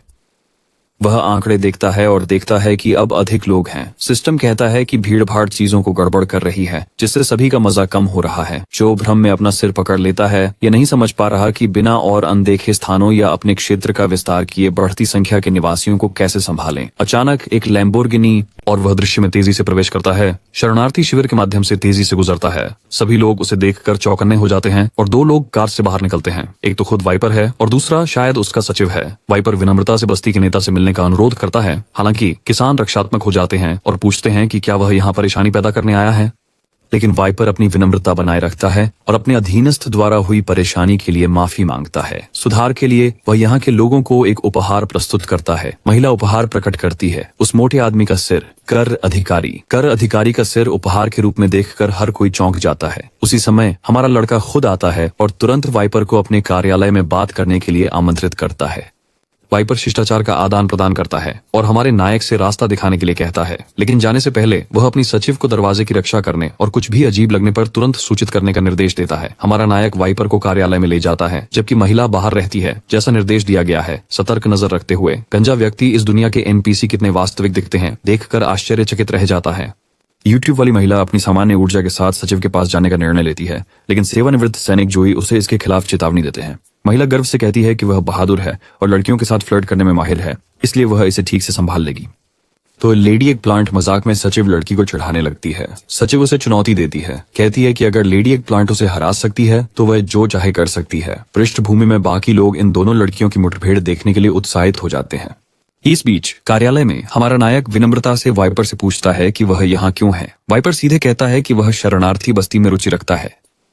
यदि हमारा नायक उसे सौंप देता है तो वह एक इनाम का वादा करता है जो उसे जीवन भर के लिए स्थापित कर देगा। इतना ही नहीं, वह केंद्रीय बस्ती के कुलीन क्षेत्र तक पहुंच की पेशकश करता है, जहां हमारा नायक राजा की तरह रह सकता है। शिवमिंग सोचता है कि क्या इस दुनिया में ऐसा स्वर्गीय स्थान है। वाइपर का कहना है कि जो अन्य लोग नर्क के रूप में देखते हैं वह केवल कमजोरों के लिए है। हमारे नायक और उसके जैसे मजबूत व्यक्तियों के लिए यह स्वर्ग है। वह स्पष्ट करता है कि जब तक व्यक्ति मजबूत हैं, वे महिलाएं धन प्राप्त कर सकते हैं। वाइपर निर्दयता से कहता है कि हमारे नायक को इस शरणार्थी बस्ती के महत्वहीन मूर्खों की चिंता करने की जरूरत नहीं है, क्योंकि उनका भी अच्छा ख्याल रखा जाएगा। लड़का मुस्कुराता है और इसे एक आकर्षक सौदा मानता है, लेकिन वह अपने क्षेत्र को छोड़ने से साफ इनकार कर देता है। वाइपर का चेहरा इनकार सुनकर घमंडी हो जाता है, पूरी तरह से अपमानित महसूस करता है। जो मिंग जोर देकर कहते हैं कि वह स्वतंत्रता को महत्व देते हैं और पिंजरे में कैद कैनरी की तरह नहीं रहना चाहते। वाइपर और आक्रामक हो जाता है। हमारे नायक को चेतावनी देता है कि पहले भी कुछ लोग ऐसे ही बोलते थे, लेकिन अब वे 6 फीट नीचे हैं। लेकिन फिर हमारा नायक प्रस्ताव करता है कि वे अभी भी एक समझौता कर सकते हैं। वह नक्शा उठाता है और वाइपर को दिखाता है कि व्यापार मार्ग पर वल्कन गैंग नामक एक कुख्यात डाकू संगठन सक्रिय है। वे अक्सर केंद्रीय बस्ती द्वारा भेजे गए कारवां पर हमला करते हैं, जिससे महत्वपूर्ण नुकसान होता है। वाइपर सहमति में सिर हिलाता है, यह उल्लेख करते हुए कि इस गिरोह ने एक धातुकर्म कारखाने पर भी कब्जा कर लिया है और यह अच्छी तरह से सुसज्जित है, जिससे पिछले अभियानों के लिए कोई प्रभाव डालना मुश्किल हो गया है। नाटकीय रूप से लड़का अपने खंजर से नक्शे पर दुश्मन के क्षेत्र को चिह्नित करता है और सौदे की शर्तों को रेखांकित करता है। हमारा नायक वाइपर की मदद करने का प्रस्ताव देता है ताकि वल्कन गैंग को खत्म किया जा सके। बदले में वाइपर के कार्यवाह को बिना किसी हस्तक्षेप के सुरक्षित मार्ग की अनुमति दी जाएगी, इस शर्त पर कि वे हमारे नायक और उसकी बस्ती को अकेला छोड़ देंगे। फिर वह व्यक्ति अनुबंध निकालता है, यह स्वीकार करते हुए कि हमारे नायक की शर्तें काफी आकर्षक हैं, ये संकेत देते हुए कि एक बार हस्ताक्षर होने के बाद सौदा आधिकारिक रूप से स्थापित हो जाएगा। वाइपर जाने के लिए आगे बढ़ता है, ये कहते हुए कि वह हमारे हीरो से अच्छी चीजों की उम्मीद करता है। अचानक जो बाहर लड़ाई के बारे में चिल्लाहट सुनता है। वह बाहर भागता है और पाता है कि महिला सचिव ने कुछ स्थानीय लोगों को चुनौती दी है। वाइपर पूछता है कि क्या हुआ और लड़की सहजता से बताती है कि वे बस मजे कर रहे थे। मौके का फायदा उठाते हुए वाइपर हमारे हीरो की टीम में गंभीर प्रशिक्षण की आवश्यकता पर टिप्पणी करता है, लेकिन जोमिंग आत्मविश्वास से उसे आश्वस्त करते हैं कि वे जंगली कुत्तों के झुंड की तरह हैं, मजबूत और खुद को दांत और नाखून से बचाने के लिए तैयार। लैम्बोर्गिनी वहां से तेजी से निकल जाती है और रास्ते में वाइपर डार्क मून कबीले की ताकत के बारे में पूछता है। महिला बताती है कि वे ज्यादातर भीड़ का एक समूह हैं, लेकिन कुछ लोग ऐसे हैं जिन्होंने अपनी पूरी ताकत नहीं दिखाई है, जिससे वह उनकी असली क्षमताओं के बारे में अनिश्चित हैं। लेकिन वह यह भी बताती है कि उन लोगों ने उसे एक अजीब सा एहसास दिया, जैसे कि वे मौत से बिल्कुल नहीं डरते। वाइपर उन्हें खारिज कर देता है, कहता है कि वे मूर्ख जल्द ही अपने अंत को पहुंचेंगे। वाइपर के शब्दों के अनुसार ये मूर्ख बार बार मरते रहते हैं और हर बार पुनर्जीवित हो जाते हैं। फिर जो पूरे बस्ती को इकट्ठा करता है, ये घोषणा करते हुए कि खेल एक सीमित समय का आयोजन शुरू कर रहा है जिसे वल्कन गैंग को दबाना कहा जाता है।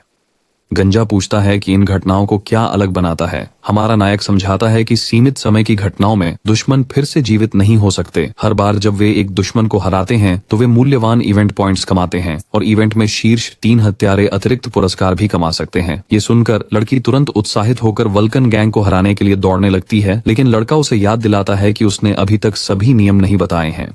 महिला जोर देकर कहती है कि उसे कोई परवाह नहीं है जब तक वह उनके दुश्मनों को हरा सकती है, लेकिन हमारा नायक बताता है कि वह गलत दिशा में जा रही है क्योंकि वल्कन गैंग वहां नहीं है, जो फिर खुलासा करता है कि वल्कन गैंग पहले पराजित किए गए स्टार्विंग वुल्फ कबीले से कहीं अधिक मजबूत है और अगर वे असफल होते हैं तो वे वाइपर के हाथों सब कुछ खो सकते हैं। लेकिन लड़का आत्मविश्वास से उसकी चिंताओं को नजरअंदाज कर देता है। महिला असंतुष्ट रहती है, इसलिए वह बताता है कि उसके कबीले के सदस्य खुद एक प्राकृतिक शक्ति की तरह हैं, तो कोई तरीका नहीं है कि वे किसी परेशान करने वाले गिरोह के खिलाफ हारेंगे। अगला दृश्य हमें वल्कन गैंग के क्षेत्र में ले जाता है जहां लोग सुरक्षा के बदले क्रिस्टल और कीमती सामान देने की कोशिश कर रहे हैं। यह घमंडी गुंडा बस हंसता है, कहता है कि यह पर्याप्त नहीं है। वह निर्दयता से एक छोटी लड़की के शरीर पर पेट्रोल डालता है और अपनी लाइटर जलाता है। उसकी माँ को धमकाते हुए पूछता है कि उन्होंने अपने कीमती सामान कहाँ छुपाए हैं। डरी हुई माँ जोर देती है कि उनके पास कुछ नहीं बचा है। फर्श पर सिर पटकते हुए अपनी बेटी की जिंदगी की भीख मांगती है।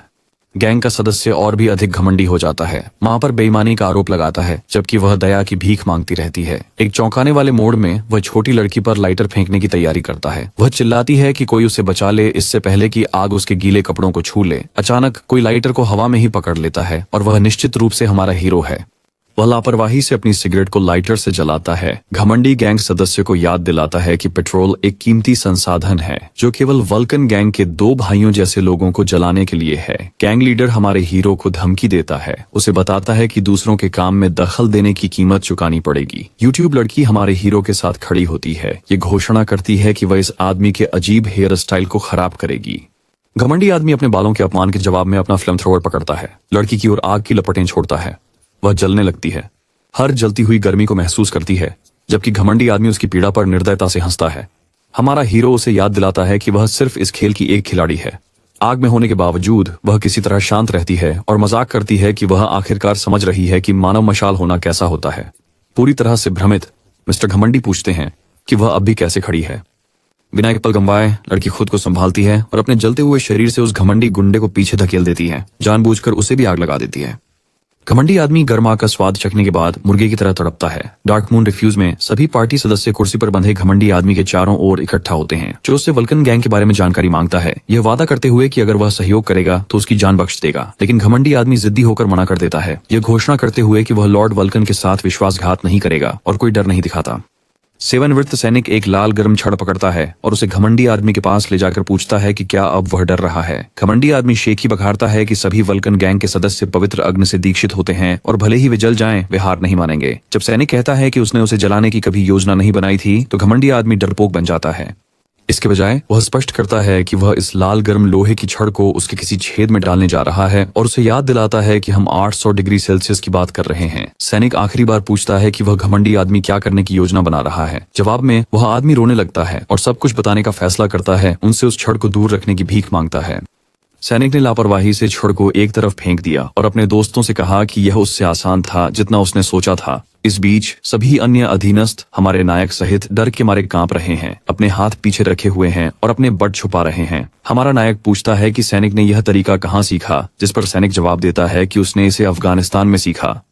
हाँफता हुआ घमंडी आदमी पूछता है कि क्या सब कुछ बताने के बाद उसे बख्श दिया जाएगा। हमारा हीरो उसे आश्वस्त करता है कि वे राक्षस नहीं हैं और वह आदमी बताता है कि उनका बड़ा भाई, जिसे वल्कन के नाम से जाना जाता है, एक पूर्ण पायरोमेनियक था जिसने हत्या और आग लगाकर वर्षों तक अपनी शक्ति बढ़ाई और भी वल्कन की विकृत खुशी लोगों को जिंदा जलते हुए देखने में थी। अन्य खिलाड़ी ऐसे कठिन एनपीसी खलनायक का सामना करने के लिए उत्साहित हैं। इस बीच जो कैदी से उसके बॉस और सोने के ठिकाने के बारे में पूछताछ करता रहता है, यह कहते हुए कि उसे ऐसा लगता है जैसे वह छिपे हुए खजाने की गंध महसूस कर सकता है। कैदी लगातार अनभिज्ञता जताता रहता है, लेकिन लड़का आशावादी बना रहता है। खजाने के ढेर में तैरने के सपने देखता है, ये मानते हुए कि वे एक बड़ी सफलता के कगार पर हैं। सैनिक कैदी से वल्कन गैंग की जनशक्ति और उपकरणों के बारे में पूछताछ करता है। यह आदमी बताता है कि वल्कन के आदेश के तहत लगभग 100 लोग हैं जो पेट्रोल बम स्प्रेयर जैसे खतरनाक हथियारों से लैस हैं, जिन्हें डिस्ट्रॉयर्स कहा जाता है। इसके अलावा उन्होंने अपने इलाके के चारों ओर बारूदी सुरंगें बिछाई हैं। जब पूछा गया कि वे गिरोह की रक्षा को कैसे तोड़ेंगे तो हमारा नायक सहजता से कंधे उचकाता है और सुझाव देता है कि वे अंदर जाने का कोई तरीका निकाल लेंगे, जबकि कैदी को वल्कन के ठिकाने तक पहुंचने में मदद करने के लिए प्रेरित करता है। वो व्यक्ति बताता है कि उन्हें वल्कन के बपतिस्मा से गुजरना होगा, एक परीक्षा जिसमें उन्हें अपनी बाह को जलती हुई लपटों से झुलसाना होगा। यह वल्कन के देवता द्वारा मान्यता प्राप्त एक परीक्षा है, लेकिन दर्द और मौत का डर हमारे नायक और उनकी टीम की आखिरी चिंता है, जिससे बेचारा कैदी इस बात से अनजान है कि वह किस मुसीबत में फंस गया है। अगला दृश्य वल्कन गैंग के अड्डे पर है, जहां हमारा नायक गैंग लीडर का सामना करता है और उनके अधीन शामिल होकर सेवा करने की इच्छा व्यक्त करता है। नेता पूछता है कि क्या वे बपतिस्मा के लिए तैयार हैं। महिला खुशी से कहती है कि वह इस चुनौती के लिए पूरी तरह तैयार है, जिससे नेता उनमें से एक को आगे आने का निर्देश देता है। हमारा नायक आत्मविश्वास से आगे बढ़ता है और अपना हाथ मेज पर रखता है। नारंगी सिर वाला आदमी फ्लेम थ्रोवर के साथ आगे बढ़ता है और तुरंत हमारे हीरो की ओर कुछ गर्म लपटें फेंकता है, लेकिन जो को कोई फर्क नहीं पड़ता। वह गर्मी को एक प्रोफेशनल की तरह संभालता है और मजाक में पूछता है कि क्या यह वास्तव में एक बपतिस्मा है। नारंगी सिर वाला व्यक्ति नाराज हो जाता है और फ्लेम थ्रोवर की तीव्रता बढ़ा देता है। हमारे हीरो से पूछता है कि क्या अब वह तीव्र वल्कन बपतिस्मा का आनंद ले रहा है। हमारा हीरो ठंडे दिमाग से जवाब देता है कि आग के नीचे यह काफी शानदार लगता है। उसके बाद महिला ताना मारती है कि हमारा हीरो सिर्फ दिखावा करने की कोशिश कर रहा है और बहादुरी से अग्नि बपतिस्मा के लिए स्वयं सेवा करती है। संतरे के सिर वाला उसे एक नियंत्रित आग का झोंका देता है, क्योंकि उसे विश्वास है कि यह उसके लिए पर्याप्त है। लेकिन लड़की, जो शुरू में मजबूती से खड़ी थी, जल्द ही उसका हाथ जलन महसूस करता है और वह दर्द में तड़पने लगती है। अगला है हमारा सेवानिवृत्त सैनिक, जो अपनी आंखें बंद करता है और नारंगी सिर से शो शुरू करने के लिए कहता है। बेचारा नारंगी सिर सोचने लगता है कि क्या इनमें से कोई भी सामान्य है, लेकिन वह फिर भी अपनी आग की लपटें फेंकता है। सैनिक हमारे यूट्यूब लड़की के विपरीत गर्मी को स्थिरता से सहन करता है। उनकी सहनशीलता से प्रभावित होकर नकाबपोश व्यक्ति घोषणा करता है कि सभी तीनों ने परीक्षा पास कर ली है और अब वे वल्कन गैंग के आधिकारिक सदस्य हैं। सैनिक को अफसोस है कि उसने अपने दर्द सेंसर बंद नहीं किए, लेकिन वह शिकायत नहीं कर रहा है। वह इस खेल का यथार्थवादी अनुभव चाहता था। अचानक एक और आदमी प्रकट होता है, जो खुद को गिरोह के सैन्य सलाहकार के रूप में परिचय देता है। वह सभी को शामिल होने के लिए बधाई देता है और उन्हें एक मिशन की पेशकश करता है। इसे नए लोगों के लिए एक शानदार अवसर के रूप में देखता है। हमारा नायक जल्दी से समझ जाता है कि यह आदमी इस मिशन के साथ उनकी क्षमताओं का परीक्षण कर रहा होगा। यह देखने के लिए उत्सुक है कि आगे क्या होता है। यूट्यूब लड़की भी इसके लिए उत्सुक है। जैसा कि उम्मीद थी, बूढ़ा आदमी उनके मिशन की घोषणा करता है। केंद्रीय बस्ती से एक वाणिज्यिक वाहन को रोकना और सब कुछ लूट लेना। लड़का बताता है कि इस काम के लिए वे तीनों शायद बहुत कम हैं, लेकिन बूढ़ा आदमी उन्हें आश्वस्त करता है कि गिरोह के विशिष्ट सदस्य उनके साथ शामिल होंगे। लड़का इस अवसर के लिए बूढ़े आदमी का धन्यवाद करता है, जैसा कि सलाहकार से उम्मीद थी। जब वे अपनी बैठक की जगह छोड़ते हैं तो वे इस बात से चकित होते हैं कि सब कुछ कितनी आसानी से हो गया। सैनिक टिप्पणी करता है कि चीजें गंभीर होने वाली हैं, लेकिन हमारा नायक उसे आश्वस्त करता है कि यह सिर्फ एक खेल है। उसे शांत रहने के लिए कहता है। अचानक हमारे नायक की जेब से कुछ गिरता है। जब महिला बोतल उठाती है तो वह पूछती है, ये क्या बला है। लड़का इसे देखकर तुरंत डर जाता है और महिला बताती है कि यह वही चीज है जो उसने उसे अपने शरीर पर लगाते हुए देखी थी। लड़का घबरा जाता है, ये समझते हुए कि वह उसे नहाते समय देख रही थी। तभी तो उसे तब ठंड लग रही थी।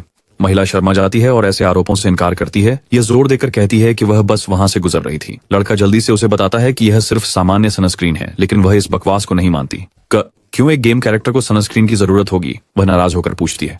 हमारा नायक एक और कहानी गढ़ता है। कहता है कि यह आपको आकर्षक बनाता है। महिला उत्सुक होकर अपने लिए कुछ मांगने लगती है। खैर, यह वास्तव में कोई सौंदर्य क्रीम नहीं है, क्योंकि हमारा नायक एक आभासी पात्र नहीं बल्कि एक वास्तविक इंसान है। वह अन्य खिलाड़ियों की तरह दर्द के स्तर को समायोजित नहीं कर सकता।